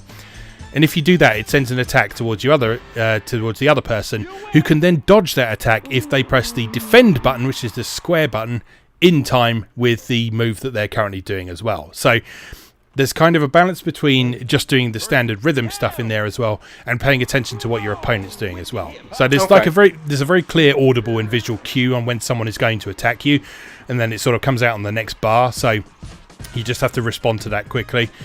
And again, it doesn't do a huge amount to sort of affect those stalemates between equally skilled players, but you'll often find that things come right down to sort of the last few moments of a song when someone just makes one slip up or something like that. So structurally and mechanically, it wasn't perfect by any means. I'd argue that it probably worked better as a single-player game than a two-player game, because playing it as single-player, you just basically worked your way through like a fighting game's arcade mode until the last level, which is you dancing on top of a building against a giant robot that was destroying a city. But the thing that really struck us about Buster Move was the quality of the music that was in there. It was all original music that had been composed specifically for this game.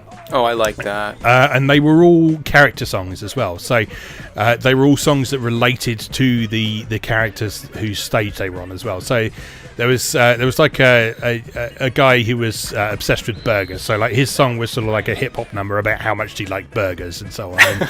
And, there was one that was a little kid. So her song was like a really cheesy little pop number about her cuddly toy mouse and that sort of thing. And there was Kitty N, who was like sort of dressed up in this sort of skin tight superhero outfit, and hers was like a really cheesy Eurobeat number and so on.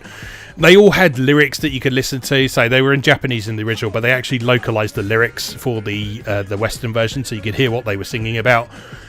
And yeah, it was just something that was really fun to experience. So like I say, the mechanical side of things, it had its flaws in there, but the thing that really stuck with us was just the quality of the music and the way it complemented the characters and so on. So and I think that's a similar sort of thing to the approach Parappa took as well. So it had really catchy tunes in it.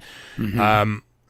The mechanics in Parappa I never quite understood completely, because in many cases it seemed like you got more points if you sort of just freestyled over the top of things, particularly after you'd played through the game once. I believe that is how it was supposed to work, but I think my copy, I never actually had a manual for it, so I was never actually able to confirm exactly how you're supposed to play that game. But yeah, I was never any good at it, I can tell you that much. That's going to be a running theme of this conversation. Is that I have no rhythm and I'm terrible at music games. Yeah.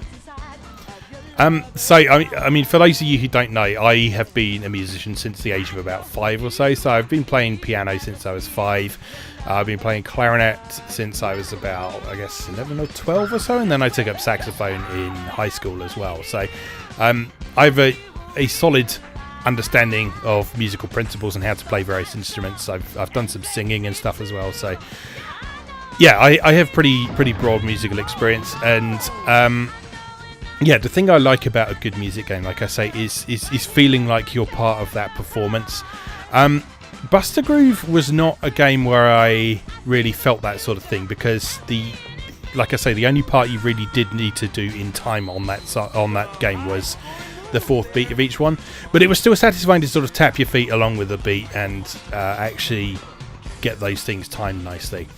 Parappa I enjoyed, even if I didn't completely understand the way it was scoring you and so on, just by the fact that it did kind of encourage a bit of free expression in there with sort of your freestyle things, and it was satisfying to sort of press the different buttons and hear the different combinations of sound you could get coming out of the game in different ways. And it was fun to play.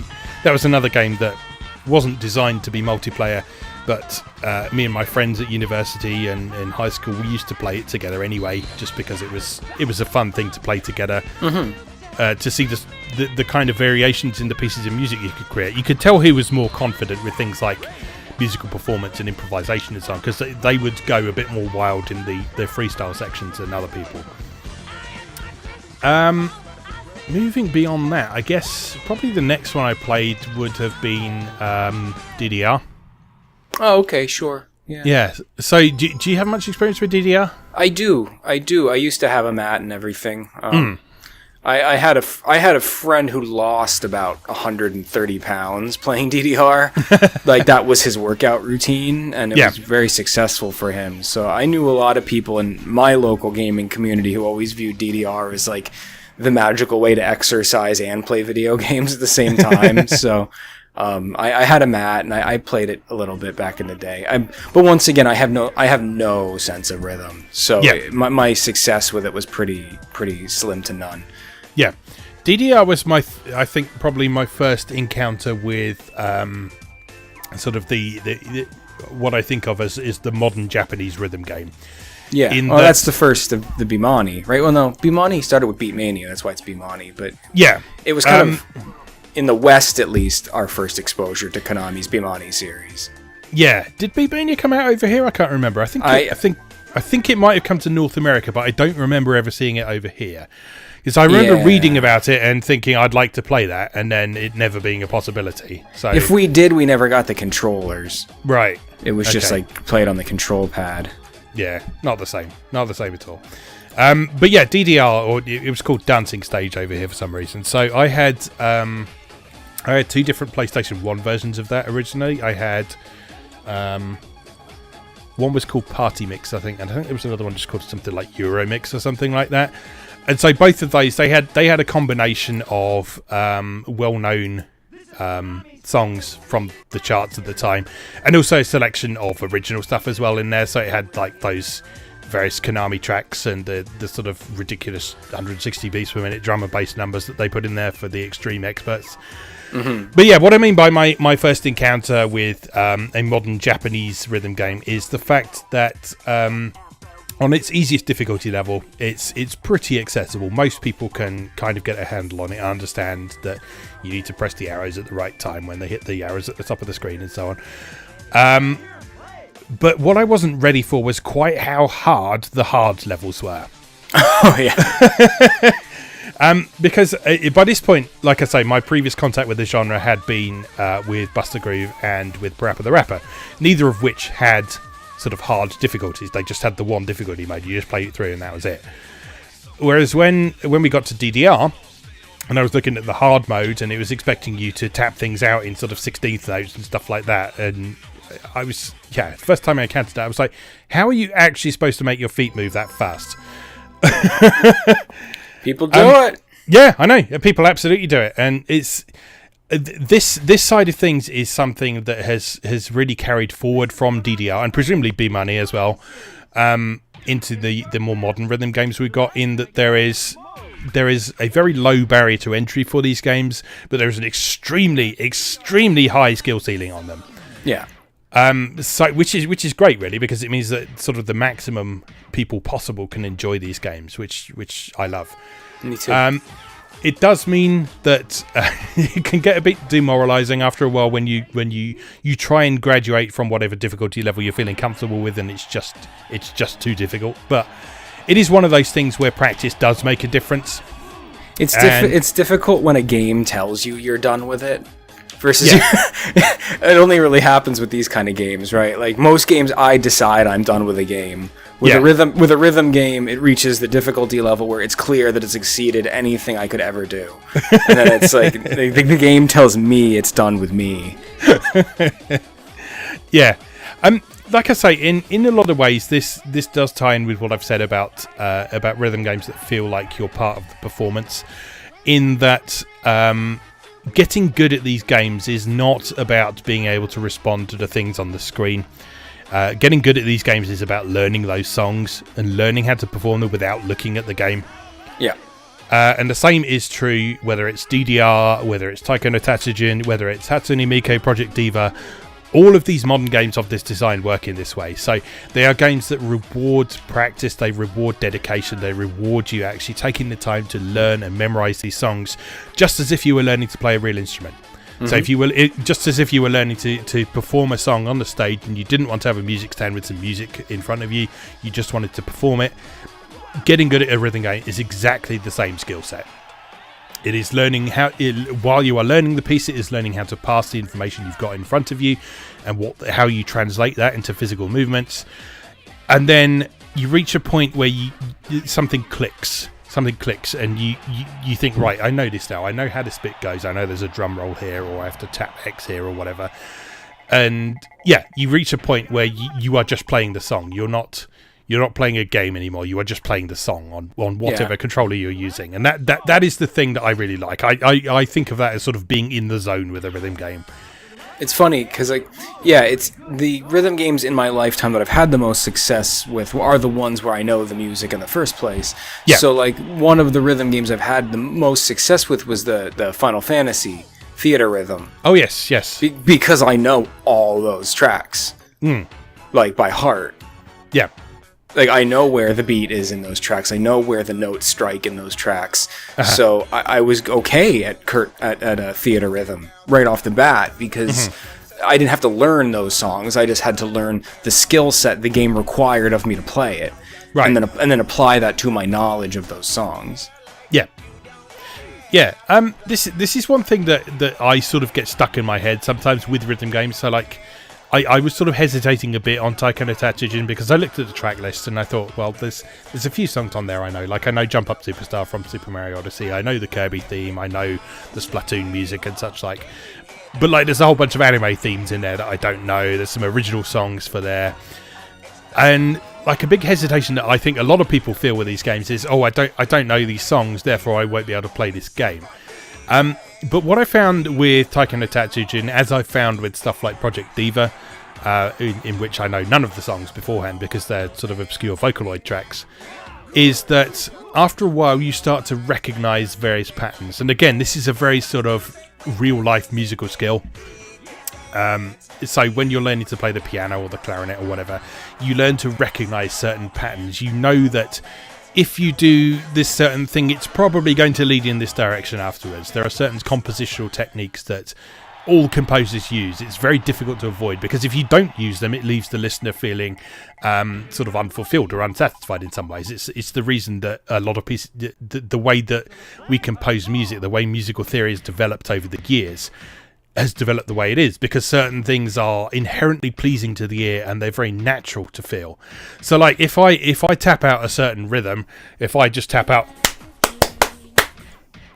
you know that you need to finish that off, and it's just that sort of thing in there. And it happens in these rhythm games as well, that after a while you start recognizing how the beat works, how the people who've set up the note charts are going to respond to those beats, how they're going to make you complement the music. And yeah, as someone who has been playing music for as long as I have now, it's a really nice thing to feel. So, but it's also quite interesting to hear from someone who has less experience with the musical thing. So, do you find that you really struggle with pieces of music that you're not familiar with beforehand in a music game, then, or do you start feeling what I've described after a while, or? I mean, after a while, after familiarity sets in, certainly. Yeah. I tend.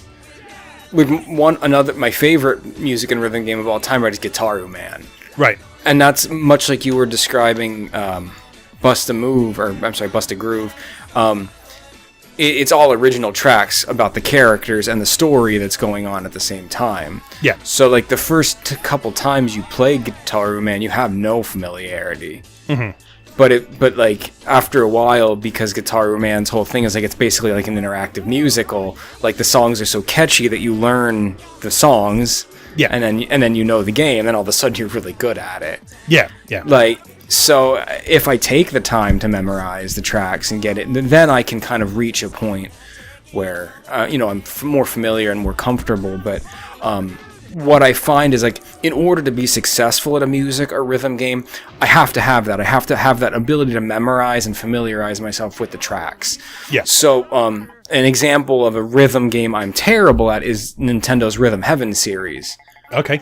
Because they are games that revolve around skill with rhythm. Yeah. Right? In the Rhythm Heaven games, you are not playing a track. You're not memorizing a song. You're literally testing your acumen with rhythm and timing. Yeah. And so it doesn't matter how much I play Rhythm Heaven, I bounce off it.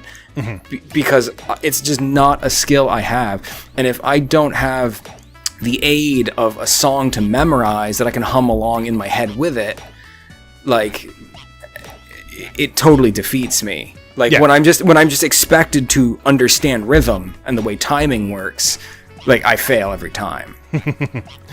Yeah, that's understandable. Rhythm Heaven is quite an interesting one because, yeah, it is basically the opposite of what I've been describing there. I do really like Rhythm Heaven in both its DS and Wii versions. They're great games. Yeah. But in Rhythm Heaven, as you say, it's a lot about accuracy and that kind of thing and responding to cues and such like. Again, Rhythm Heaven is not a game where you are responding to visual cues as such. There are visual cues on screen, but it's mostly about listening to the music and pressing the buttons at the right time in the music, and that relies on having a good ear for it, understanding which button does what, which button is going to produce which sound, and so on like that. So for me, that game feels really natural. But I can understand if you are less used to using that particular skill set, then yeah, I can completely understand how people would bounce off that completely as well, even though it seems like a mechanically simple game. Like in most games of Rhythm Heaven, all you have to do is tap the screen or press a button. Yeah. It should be really simple, right? But no. No, it's a monster. It's a beautiful monster, but it's a monster. Yeah. And I found this quite interesting. If we just, I know we're jumping around a lot, but back to the PS1 era again. Have you played Vib-Ribbon at all? No, I never have. Familiar with it just from a historical standpoint, but I've never had the opportunity to play it. Yeah, so Vib-Ribbon I remember being hyped up quite a bit when it originally released, because it's from the same guy who did Parappa, isn't it? If I remember correctly. No, I don't know. I don't remember. So something like that anyway. It was certainly hyped up as sort of an interesting new rhythm game when it originally came out. It's a very simple game. It's all about a wireframe rabbit running along a white line. And what you do in Vib-Ribbon is a piece of music plays and then various obstacles appear, a bit like a sort of auto-running platform game. And you just have to press the right button at the right time to get over the various obstacles. So, for example, if there's a squiggly line on the floor, you press the X button to roll over it. If there's a ledge to jump onto, you press the shoulder button. But all these obstacles appear in time in the music. And Vib-Ribbon came with, I think, it came with like 3 built-in musical tracks, but one of its main gimmicks was the fact you could put any audio CD into it and it would generate a level for you. And so one of the interesting things about that game was putting in different pieces of music and seeing how easy or how difficult the levels it would generate for you. And I remember when I was playing that with a friend of mine who was sort of less musically minded than I am. He didn't have. He listened to and appreciated music, but he didn't play it like I did. Mm-hmm. And he really struggled with some of the more complex patterns, whereas I was sort of happily banging away at these things because he'd only really played Buster Groove at that point. He didn't really understand the concept of a game where you were sort of playing counter rhythms to the music. He was familiar with sort of tapping things out in time with the beat and so on. So he really struggled with that.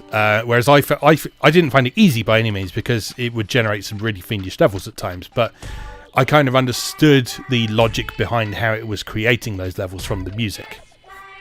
And that was an interesting thing. So yeah, I never got the chance to play that. That never came out in North America. Oh, did it not? And no, that was PAL and Japan only. But you're right. That was Masaya Matsuura. That was the Parappa and Jammerlami guy. Yes. That is a really cool game. It's worth a look if you get a chance. It's got very strange built-in music that is sort of deliberately designed to create a difficult level. So it's got lots of tempo changes in there. It's got lots of strange rhythms and so on. So especially on the harder levels, you're sort of playing this song that is speeding up and slowing down. It's like a bit of a fever dream by the end of it. But it's just presented so simply. It's all in this wireframe black and white style. It's beautiful to look at. Yeah, it's an interesting game. But like I said, I didn't at the time, PS1 era. I didn't exactly have. I was in my early teens, so I didn't have the capability to import. Yeah. So I'm familiar with it, but I've never played it. Yeah, that's fair enough. Okay, so I mean, you've mentioned a couple of games that have struck you over the years in the genre. Are there any others that you wanna mention? I mean, for me, right, as I mentioned, because it's not really a genre I'm very good at, it doesn't really fit with my skill set. Yeah. It's not really one I've played much or really seek out much. Like I said, I've played Theater Rhythm because I like Final Fantasy. I played Guitar Man because it was just so off the wall in its presentation and what it wanted to do that I really fell in love with it. But rhythm games as such aren't really a genre I super pursue because I just don't get it. Yeah. But what I like are games where there's a heavy rhythm and music influence as part of the mechanics, but not necessarily rhythm games. Yes. So like I love Rez is one of my favorite games of all time. And Rez is a game that anyone can play it, whether you like music or not. It's just an on-rails shooter like Panzer Dragoon. But your performance influences the music, and your ability to appreciate music helps you appreciate the game's presentation more. Yeah. But your ability to play and understand how to make music doesn't detract from your ability to play the game. Yes. And so those are the kind of games with a rhythm or music influence I like, where like music is a tremendous part of them, but not the ability to play music and understand music is not 100% necessary to really get the best of the game.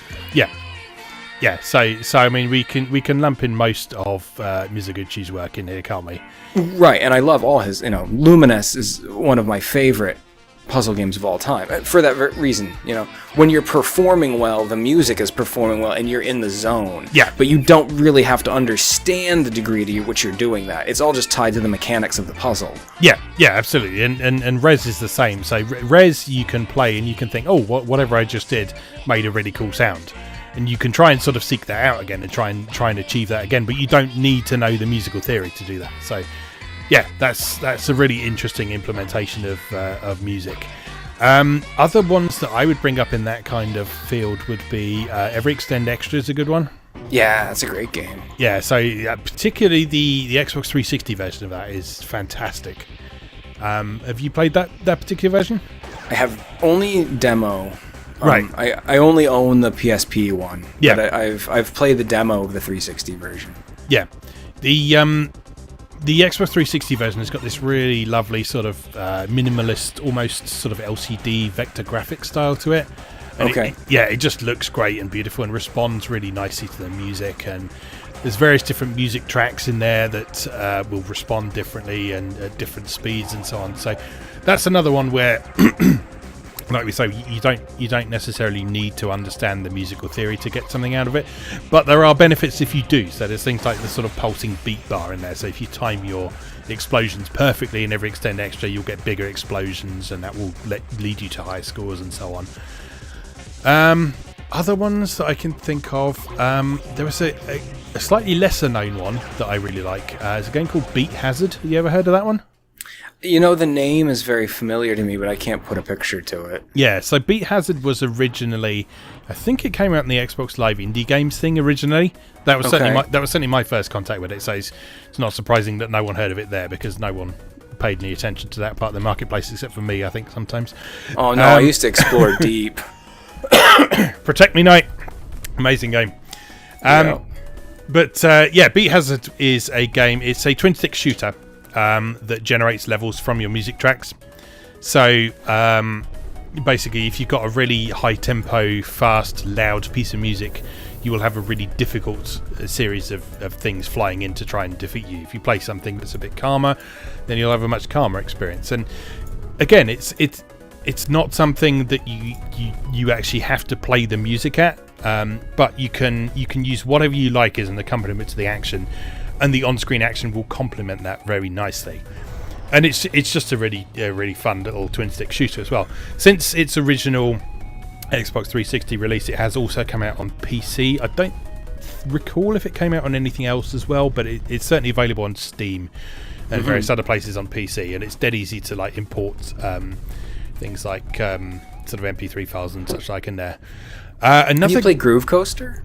Oh yes, I have actually. I played it when it first came out on iOS. That's a really cool one because again, that's got quite a nice minimalist presentation.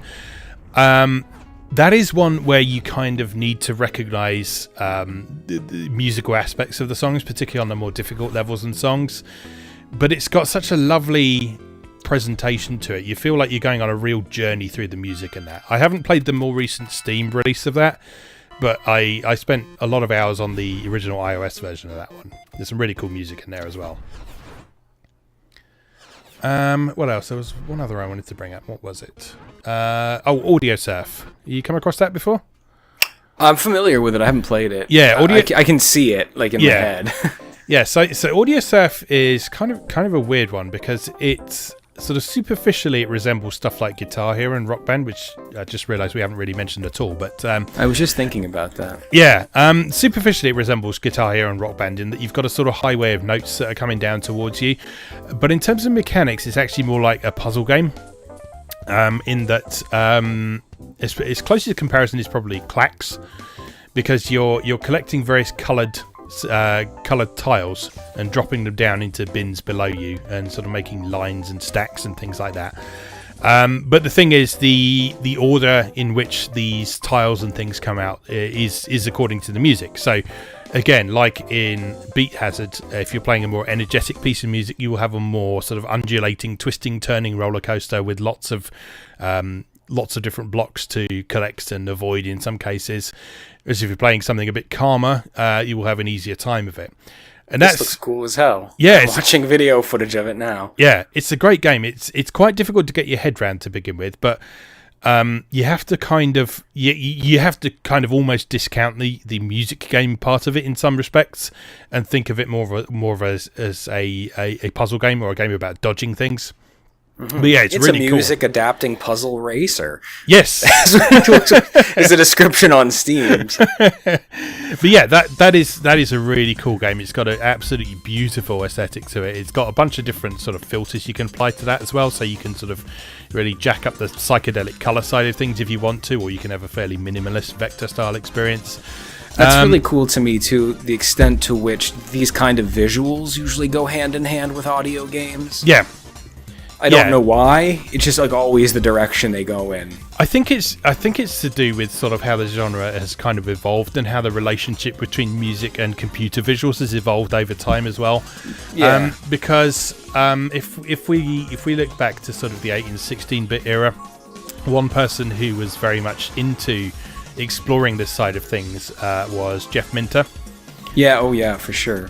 So Jeff Minter is probably most well known for his weird games involving fluffy animals these days, but one of his most sort of defining and influential things that he did back in the 80s and 90s was he did a series of what he called light synthesizers.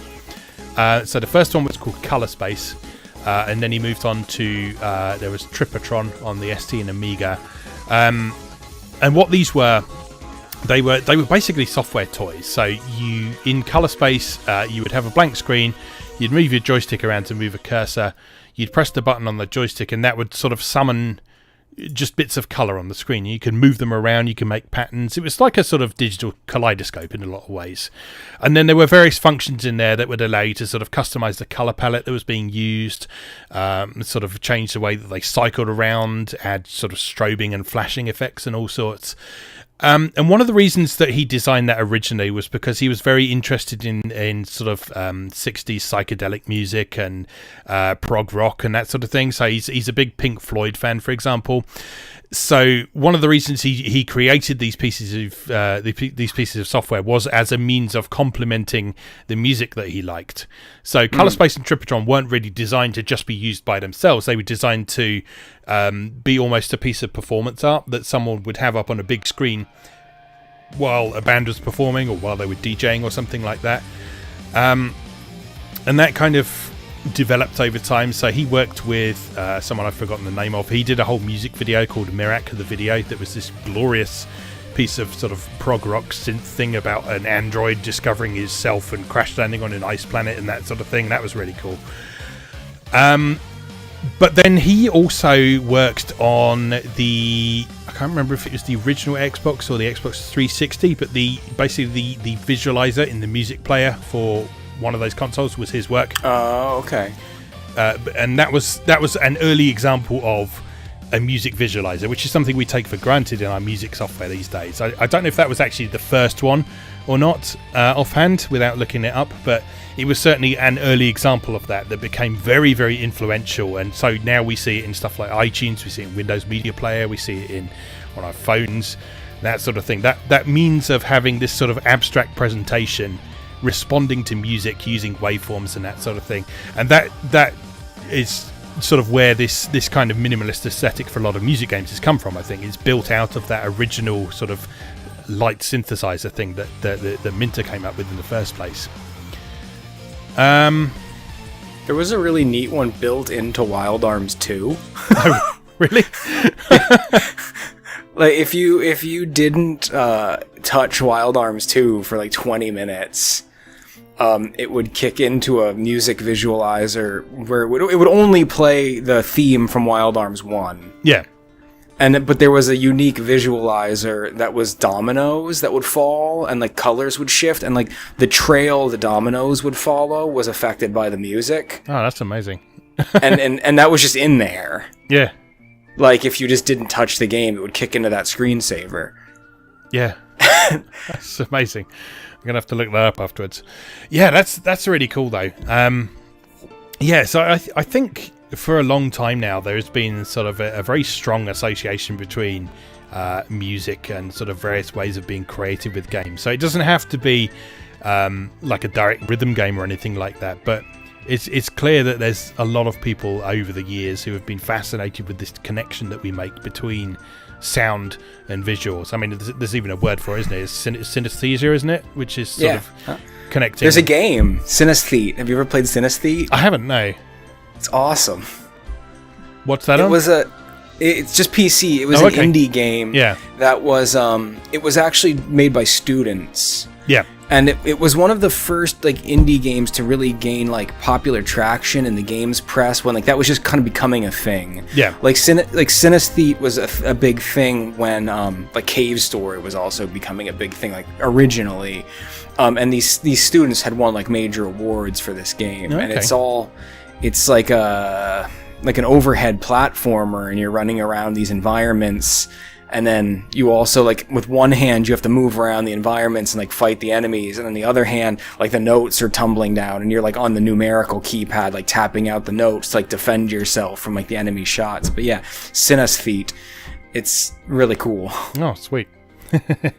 And the soundtrack's great, obviously, because it has to be. It has to be. Game. Yes, absolutely. I could talk about this subject all day, to be honest. But I think I will draw a line here and say last one I will mention is that game. The sound of that game reminds me a little bit of Crypto the Necrodancer. Oh yeah, I haven't played that yet. I really want to. It's really cool. Yeah, so that's a really interesting game in that it combines sort of the structure of a reasonably traditional top-down roguelike with rhythm games. So in the standard mode for Crypto the Necrodancer, you are moving around in a turn-based format, but the turns are based on the beats of the music rather than you just moving when you feel like it. So different areas of levels might have different pieces of music and different tempos. Different levels will have different styles of music. Different enemies will move in different rhythmic patterns that you need to recognize, otherwise you'll get hurt by them while you're trying to attack them.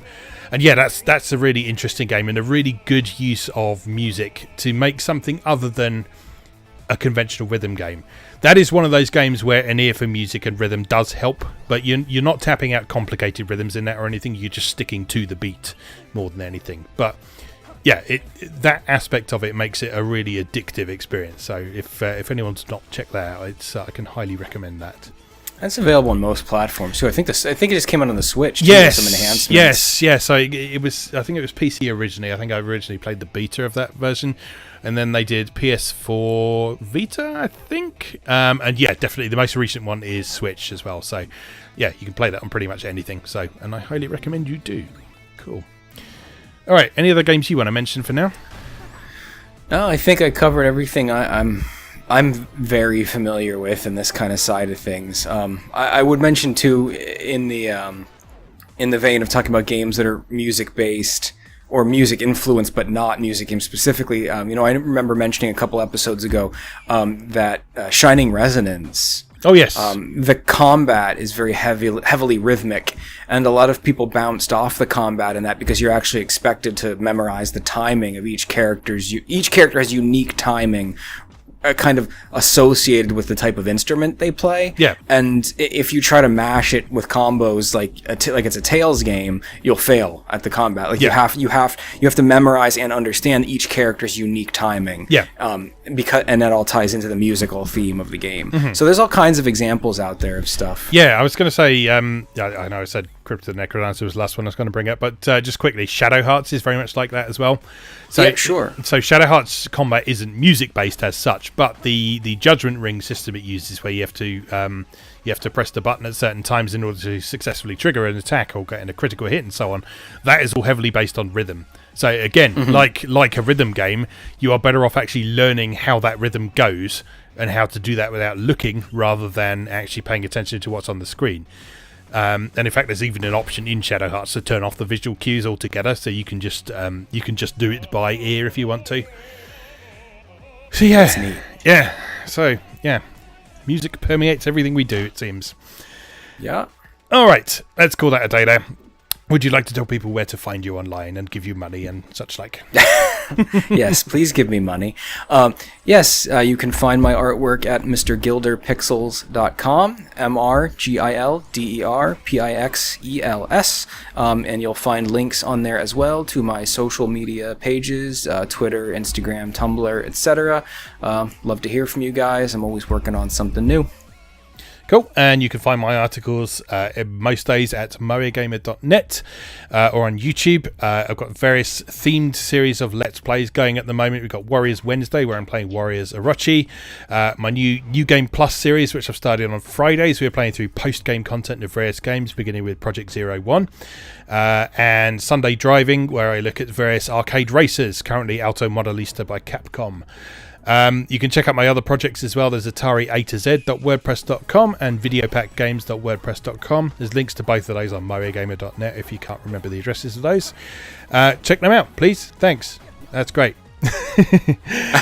Thanks for listening and or watching, everybody, and we shall see you again next time.